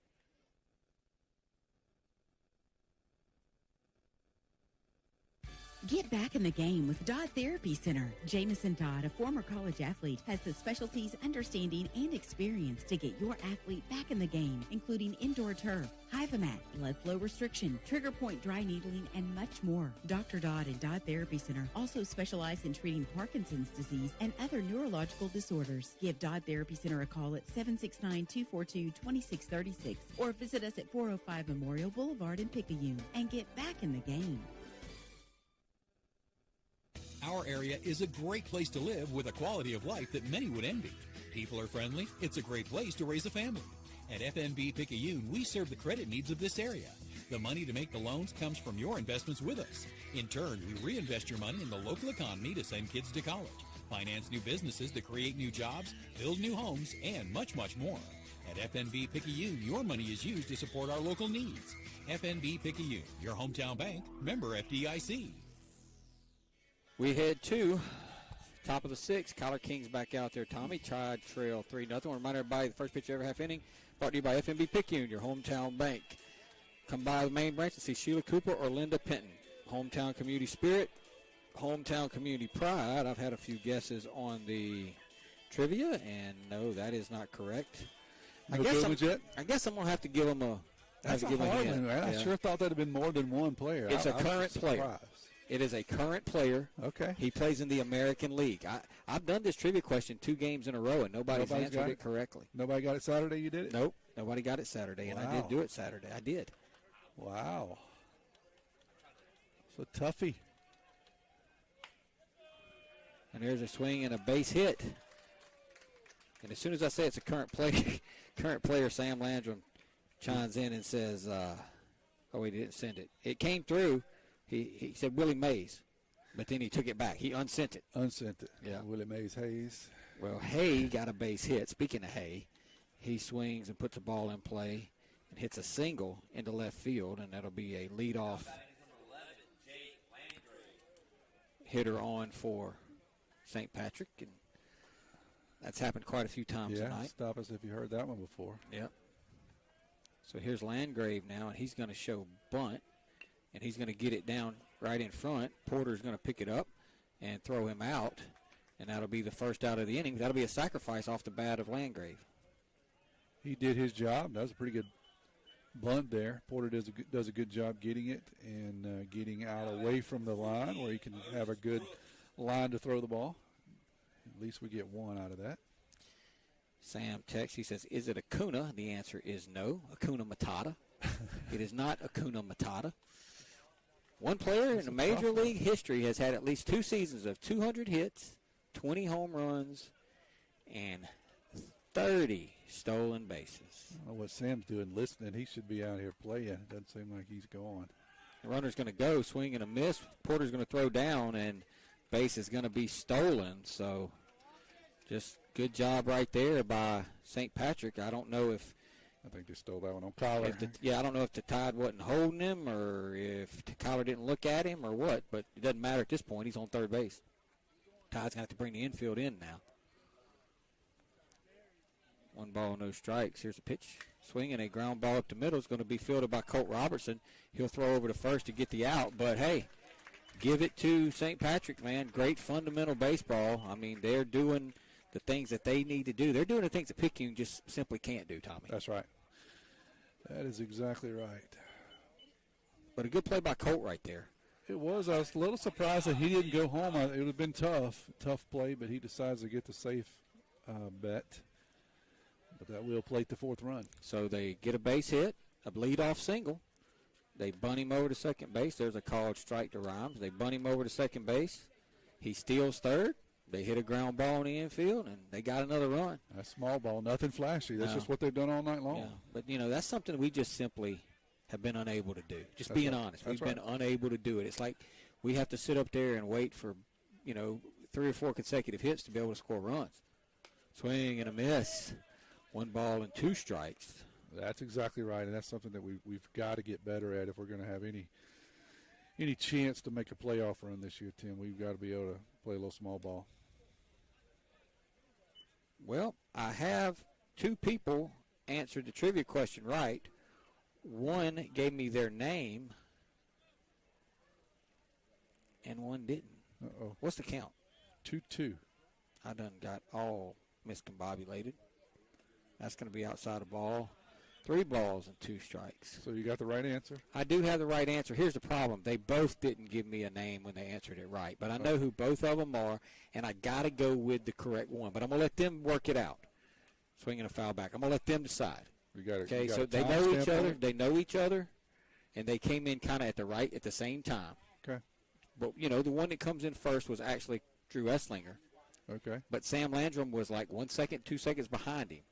Here's the pitch, and that's going to be a called strike 3. Landon Watts drops it. He's going to have to throw it to first, and that will do it, but not before they pick up another run. We head to the bottom of the 6th, the Tide trail 4-0.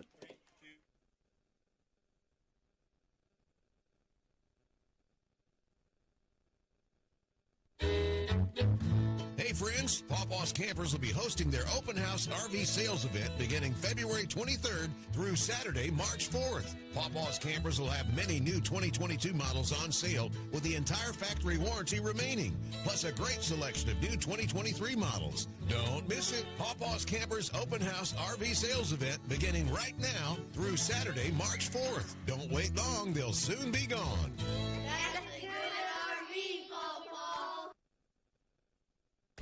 Haley Hayes, Regional Director of Pharmacy Services, Highland Community Hospital. The flu is a potentially serious disease that can lead to hospitalizations and even death. The best way to protect yourself from the flu is by getting your flu vaccine.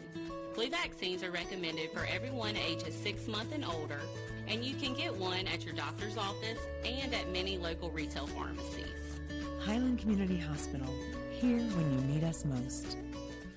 Tim Kraft, Tommy Upton back here at the Kirk. The Tide trails St. Patrick 4-0, and problem solved. Coach Esslinger said, let Sammy Boy have it. So Kane Stockstill actually just got the right answer too, Kane, but you were a couple minutes too late. So the trivia winner is going to be Mr. Sam Landrum. And the question, guess number 3.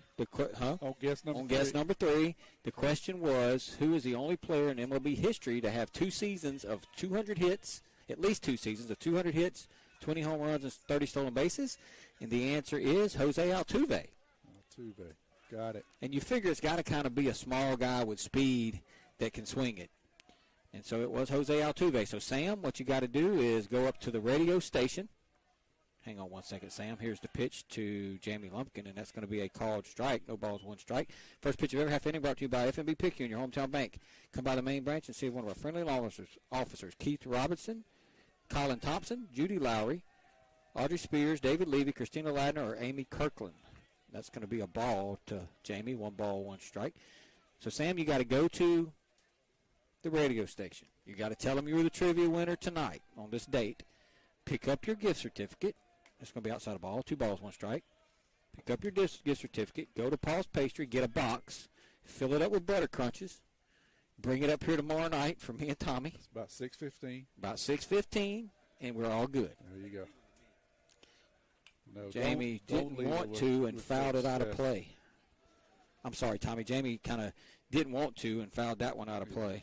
Well, yeah, you're trying to call a baseball game over here, and I'm defending. Coach Seth said just leave the box for him, and I said absolutely not, because there'll be nothing for you and me if you do that. Jamie's going to swing and miss, but that ball's going to get away from the catcher, and Jamie will get down at first base. So I don't know if Jamie was fooled that badly or if he said, hey, this is going to be a bad pitch. I'm going to swing and get down to first base. I think it was the first one. Yeah. I believe so. Whatever, but in any event, he's on first base. That's right. Some kind of little spark here. Maybe that's what we needed. So Jamie will.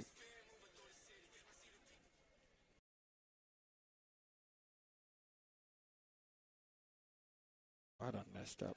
My app is frozen. Uh-oh. Yeah. So if you'll keep this going for me, Tommy. First I've had a to Cooper. Yeah, I've had a problem with the app tonight, like big just time. Not doing right. It just keeps cutting out. I don't know why. It's just been one of those nights for everyone, including us. Coach Seth Hayden, he's been playing all kind of mixes over here, not playing the original artist. It's just been a jacked up night. That's going to be a ball to Cooper. 2-0 to Cooper. Jamie stands at first. Nobody out here in the bottom of the sixth. Maroon Tide trailing St. Patrick 4-0. So here's Moreau now with a 2-0 count. And he's going to swing and foul this one. That's going to get to Kurt's corner, I believe. No, it almost was playable out there by the left fielder, but he's going to land harmlessly on the ground. Yeah, he kind of gave up on it. I think he's not used to Fields having this much foul territory. That ball was 10, 12, 15 feet inside the line, but he kind of gave up on it. Had a long run from where he was. But lucky for the Maroon Tide, he gave up. Cooper gets another chance.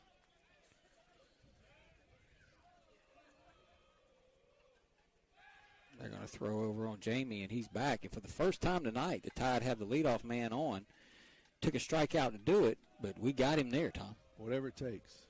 We need 11 consecutive base runners here. Here's the 2-1 to Coop. And that stays up. 3 balls and 1 strike. So now Brooks around that 82 pitch mark. I think he's probably getting pretty close. And St. Patrick coach, you got to be happy if he can get out of this inning. He's pitched a pretty good ball game tonight. Here's the 3-1 to Coop. Swing and fouled straight back. It'll go 3 balls and 2 strikes now. So do you put Jamie in motion here, 3-2, and with confidence that Cooper can put the ball in play, maybe try to create some guys out of position? I think you do. Cooper's probably one of the best contact hitters in the lineup. So if you're going to do it, here's the chance. Jamie doesn't go, and Cooper fouls it back again, and it'll stay 3-2. Tyler waits on deck. So if Cooper can get on, this will be, for sure, the Tide's best chance thus far. In case you're wondering, because I was asking, would Morgan be available to pinch hit tonight? The answer is no. He is in short sleeve breeches and tennis shoes. Cooper's going to foul off another one, and it'll stay 3-2.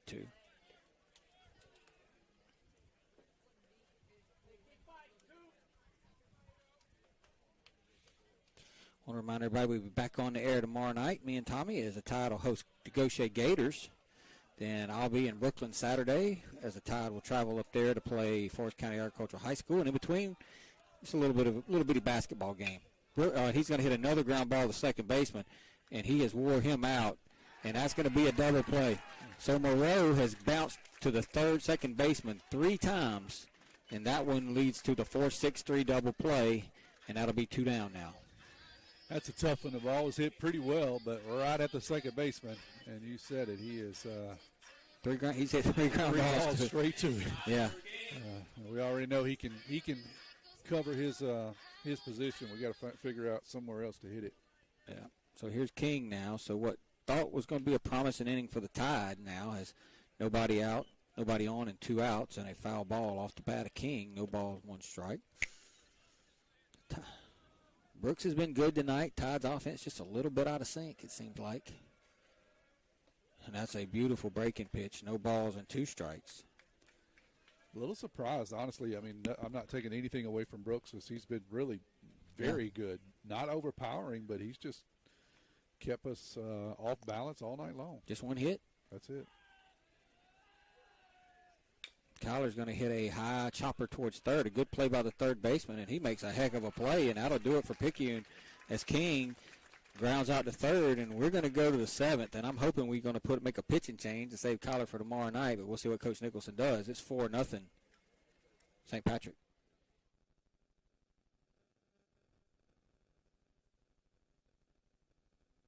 Craving a breakfast toaster or French toast sticks? Make it a meal and step up your breakfast with tots and a cold beverage. Sonic Drive-In has the perfect portable breakfast, and it's the perfect way to start your day. And at Sonic Drive-In in Picayune, you can stop by anytime because breakfast is served all day. Sonic Drive-In of Picayune on Highway 11 just north of Highway 43 North. Start your day Sonic style with happy eating at its best. That's what you get at Sonic Drive-In of Picayune. Destination delicious.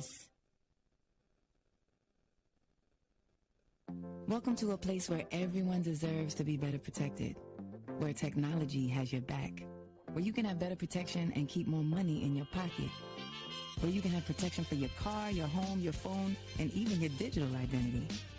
You're in good hands with Allstate. Jason Pyatt has offices in Poplarville and Picayune. The river is rising. Make sure you have the right coverage. Give the Pyatt Agency a call today. 601-798-7005. Allstate and affiliates offer products and services subject to availability, terms, and conditions. Tim Kraft, Tommy Upton back here to start the seventh inning. Tommy, are you a little surprised to see Kyler back out there, considering we play tomorrow night against Gaucher and he's only thrown 26 pitches? You would think he could come back tomorrow night in a big spot if needed, rather than running back out there now and possibly not having tomorrow. Yeah, because it's a unique situation, right? Especially with Morgan being out. That's your backup catcher. It's going to be hard for them to pull Watts from behind the plate to be a reliever. So, yeah, I am a little bit surprised, but it's a unique spot. I guess if I'm Coach Evan, I'm thinking that he's already burned. I just as well use him tonight and keep it going. But I don't know. I mean, yeah, that's certainly open for debate. 26 pitches. I don't think he's burned. I mean, I think you got Braxton Carter over there. He can throw a little bit. This is a low pressure situation in the seventh inning, down 4-0. Right. Why not bring him in? There's a called strike to Lee. First pitch of every half inning brought to you by FMB Picayune, Hometown Community Spirit, Hometown Community Pride, member FDIC. You could have Carter tomorrow night. Braxton's going to come out there. He's got to be a district arm at some point anyway. There's a ground ball up the middle. That's going to be an infield single because Lempkin's never going to get him. But a good play by Jamie to make it close, but that'll be an infield single by Lee. Yeah, Jamie had to go all the way really across second base to get that one. No chance. He does make, as you said, a pretty good throw across his body, but too late. My whole thing is this. You're going to play Gaucher tomorrow night. You're going to have Brady on the mound. It's going to be a game you're going to play to win as you play them all to win. Kyler gives you your best chance to close a game. If he goes out and throws 20 pitches this inning, he's not available tomorrow. Right. And you bring somebody else in now that in a low-pressure situation while you're down 4-0. You only got one hit through 6 innings. I got no reason to believe we're going to hit Mr. Brooks in the 7th. So why not bring somebody in who maybe hasn't been out there yet? Give them an opportunity to get some reps, maybe have a little success, and save Kyler for tomorrow. I mean, that's a debate I guess we could have all day. Runner goes, and there's a fly ball out to Brady in right field. Brady's going to make the play, and runner will have to get back in, and that'll be one down. So who's the next catcher in line if Watts does need to throw? Ian Herring would be the next catcher in line because – we do have an 8th grader. Keller? We called up an 8th grader, Blaze Keller. But I'm not even saying Watts. Braxton Carter can throw. Parker Helton can throw. So we have options. Yep. Here's the first pitch is going to be a ball. 1 ball, no strikes to Alexander. Tide have been out hit 5-1, trailing the score 4-0.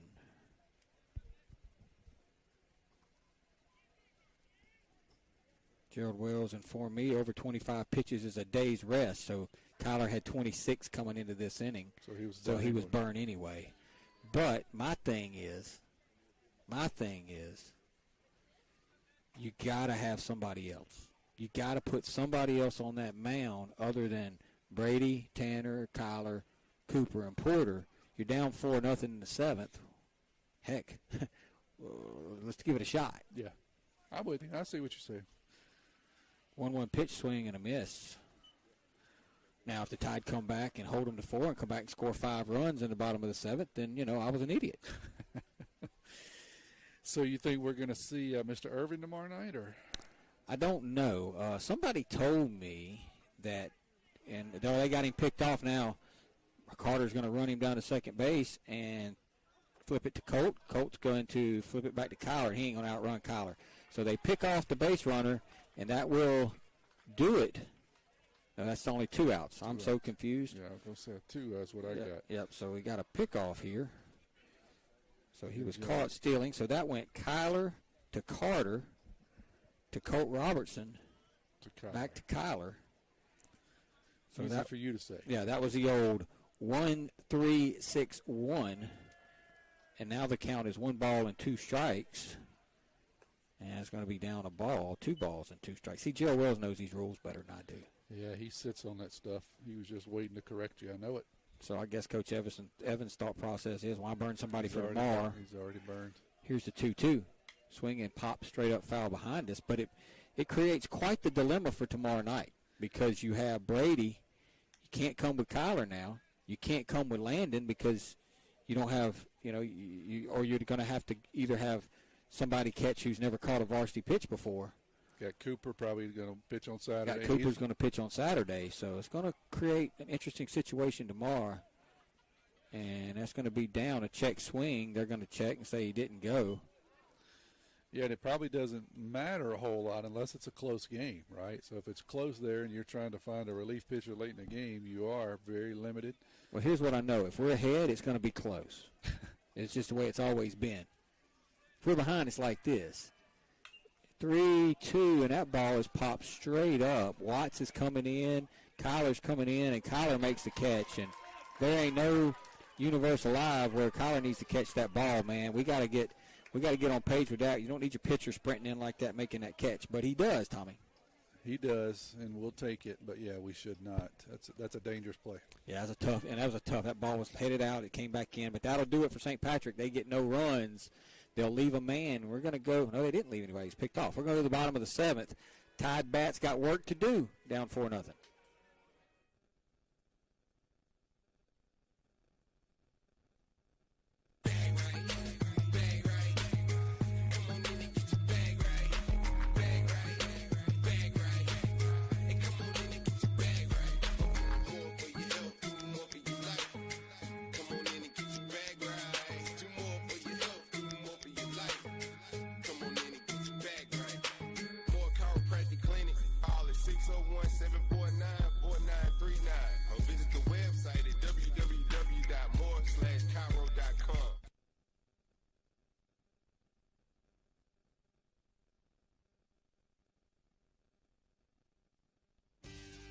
First Place Express Car Wash in Picayune would like to say a huge thank you to their loyal customers.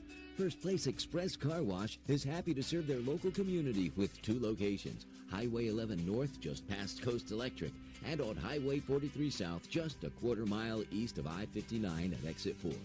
First Place Express Car Wash is locally owned and operated. You know they'll treat you right. Choose from any one of their car washes. Sign up for their monthly wash club starting as low as $20.99. Why do it yourself when you can let First Place Express Car Wash do it for you? We go to the 7th, bottom of the 7th. Tide trails 7-0. The first pitch ever half inning brought to you by Picayune, your hometown bank, where they're Picayune proud. Stop by the main branch and see Mr. David Himmeter. And Brady Robertson takes the first pitch he sees, and he puts it down into the right field corner, and it ends up underneath the sign there, and that'll be a book double for Brady. That was a hard hit ball right down the right field line that goes underneath the fence. And I think that I would say unfortunately for Brady because he had a shot at a triple there. I think he's got a triple if that ball does not go up underneath the fence. And it really didn't go up underneath the fence. The Tide have that black mesh that is overlaps the fence. And I think what happened was it got caught up in between that, Tommy, because Otherwise, there's a hole out there somewhere. They're actually going to now give Brady third. Oh, they are. That's interesting. The umpire was. Oh, now he's going to point him back to second. So I don't know what's happening. Yeah, The umpire did. I'm with Brady. He did point at third. He ran out, looked at the ball, runs back. He points at third. Brady goes at third, and then he waves him off and puts him back at second. So the end result is a double. I was supposed to give Brady a triple. Yeah, I was a little confused. And now he has to give an explanation to Coach Evan because Evan says, hey, you waved him to third, and now you're going to wave him off. So that'll be the second hit of the game for the Maroon Tide. The only other hit of the game is by this young man, Tanner Busby. And now we got time as Coach Nicholson and Brady are going to have a conversation. Brady gave something to Evan. Not sure what it was. Good to see Brady, though. You know, he kind of fought it the last couple of games. He had a good series a couple weeks ago. Hit the ball pretty well against George County that first game, though. The last couple of games struggled a little bit, and a little bit this game, but he broke back out of it. Swing and a miss by Busby. No ball, one strike. You know, if this team's going to win, you know, Brady's a big part of that at the plate. Yeah, it is. Got to have certainly got to have him on the mound, but you also got to have his offensive input also. That's going to be upstairs to Busby. One ball, one strike. And I think you could say the same about Busby. Busby's got to he's got to do something offensively too to really help this team. It can't all be reliant on Morgan and Kyler. Here's the 1-1. That's going to be upstairs a ball. 2 balls and 1 strike. And that's pitch number 93 by Mr. Brooks. A little surprised he came out here. I mean, I understand he's pitching a 2-hitter. You want to give him a chance to finish it, but I would think he's on a short leash. That's going to be inside to Tanner. 3 balls, 1 strike. Trying to see if I see anybody. I see 2 guys coming back, but no, I don't know. No, that's our guys. That's our guys. I don't see anybody down there. Well, it's hard to tell. I see a guy ahead down there. I can't tell if there's a pitcher down there or not. That's upstairs a ball. So Busby's going to draw a walk. That's going to put the Tide with 2 men on with just nobody out. And the Tide had this exact same situation back in the 6th inning, and Brooks was able to get a double play ball. And I think that's going to be it for Brooks as the coach is making the slow stroll. When I say slow, the slow stroll to the mound. But I'm not going to say nothing to him because that's a big dude. Yeah. He can walk as slow as he needs. Absolutely. He looks like, I don't know that he played, but he looks like he can still play. I can guarantee you that he played. The way he walks and the way he wears his hat, he's a ball player. He's just a little bit bigger version of Seth Hayden. He's built like Seth. He ain't as good looking as Seth, though. Not quite. It's close. He's not quite. But he is a little taller. So I'm not going to say anything to him. He can walk out there as slowly as he does. I think he is buying a little bit of time. Doesn't like he's going to make a change. He's delivering a sermon on the mound, it seems like. Umpire's now going to make the even slower walk out there to break it up. I think he's kind of like me. He doesn't really want to. I think they're having a Bull Durham moment out there. Make this guy angry. He says, this is where you just tap him on the shoulder and say, can you? Coach, can we please go back to playing? But if not, I'll okay. give you another 30 seconds. Yeah, well, he's going to stick with Brooks. So whatever Brooks told him, he bought it. We'll see. We'll know this pitch. Yeah. The first pitch after the coach comes out is always telltale. Now, if I'm Watts, I'm looking first pitch fastball right here because you just had a 20-minute conversation after he threw 4 consecutive balls. So you got to figure he's going to try to get ahead with a first pitch fastball. I totally agree. And if you're Watts, this is one you try to hit over there in the Dookie plant across the road just as hard as you can hit it. And Brooks is going to look back, and everybody will go back in their place. Now the wind is blowing directly out to center field, Tom. That was to Watts' favor earlier. Let's see if it happens here now. And he got a fastball right down Broadway. Watts was not listening to our You commentary. know what? I'm tired of being right. It's tough being right all the time, isn't it? Well, it just wasn't hard to figure that one out. No balls, 1 strike. Here's the pitch.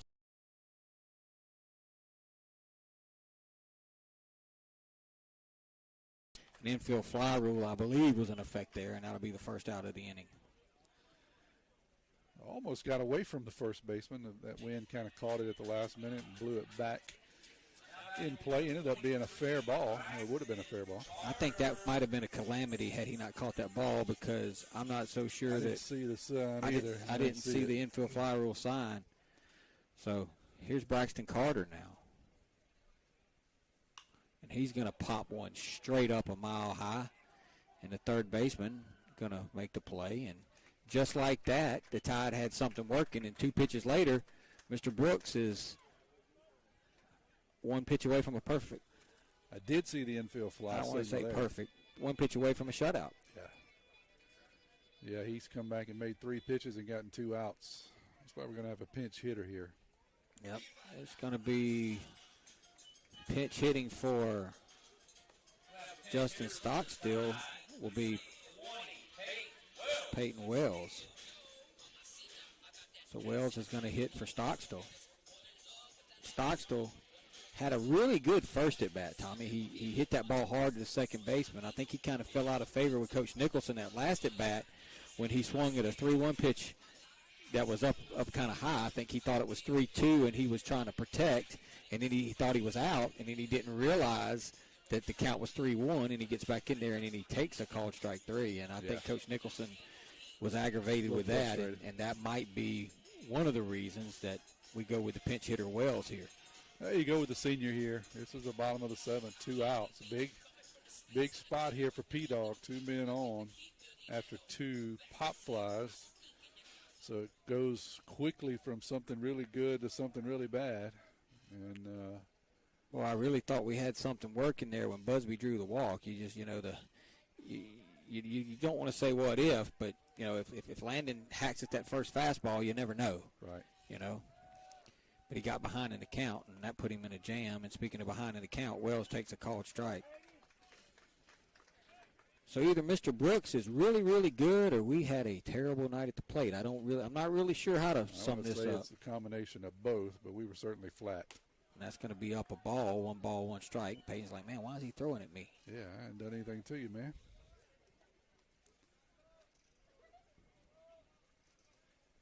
Robertson doubled. He's at second. Busby walked.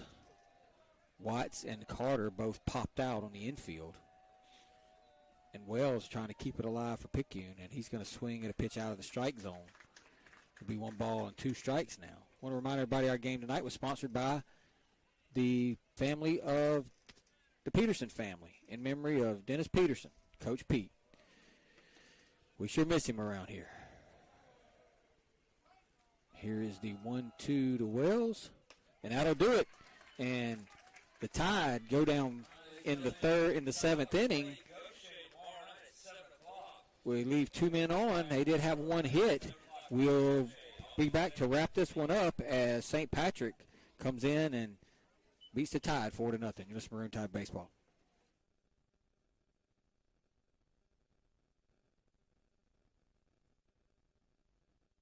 Pearl River Community College has been providing a quality education to the people of South Mississippi and beyond for the past 110 years. If you or a family member is an alumnus of this great institution, we invite you to support future PRCC students through the PRCC Foundation Scholarship Program. Honor or memorialize a loved one or identify your support for the college by creating a scholarship through the PRCC Foundation with your tax-deductible financial gift. Call Delana Harris with the PRCC Foundation office at 601-403-1191 and make a financial investment in a young person's future at Pearl River Community College.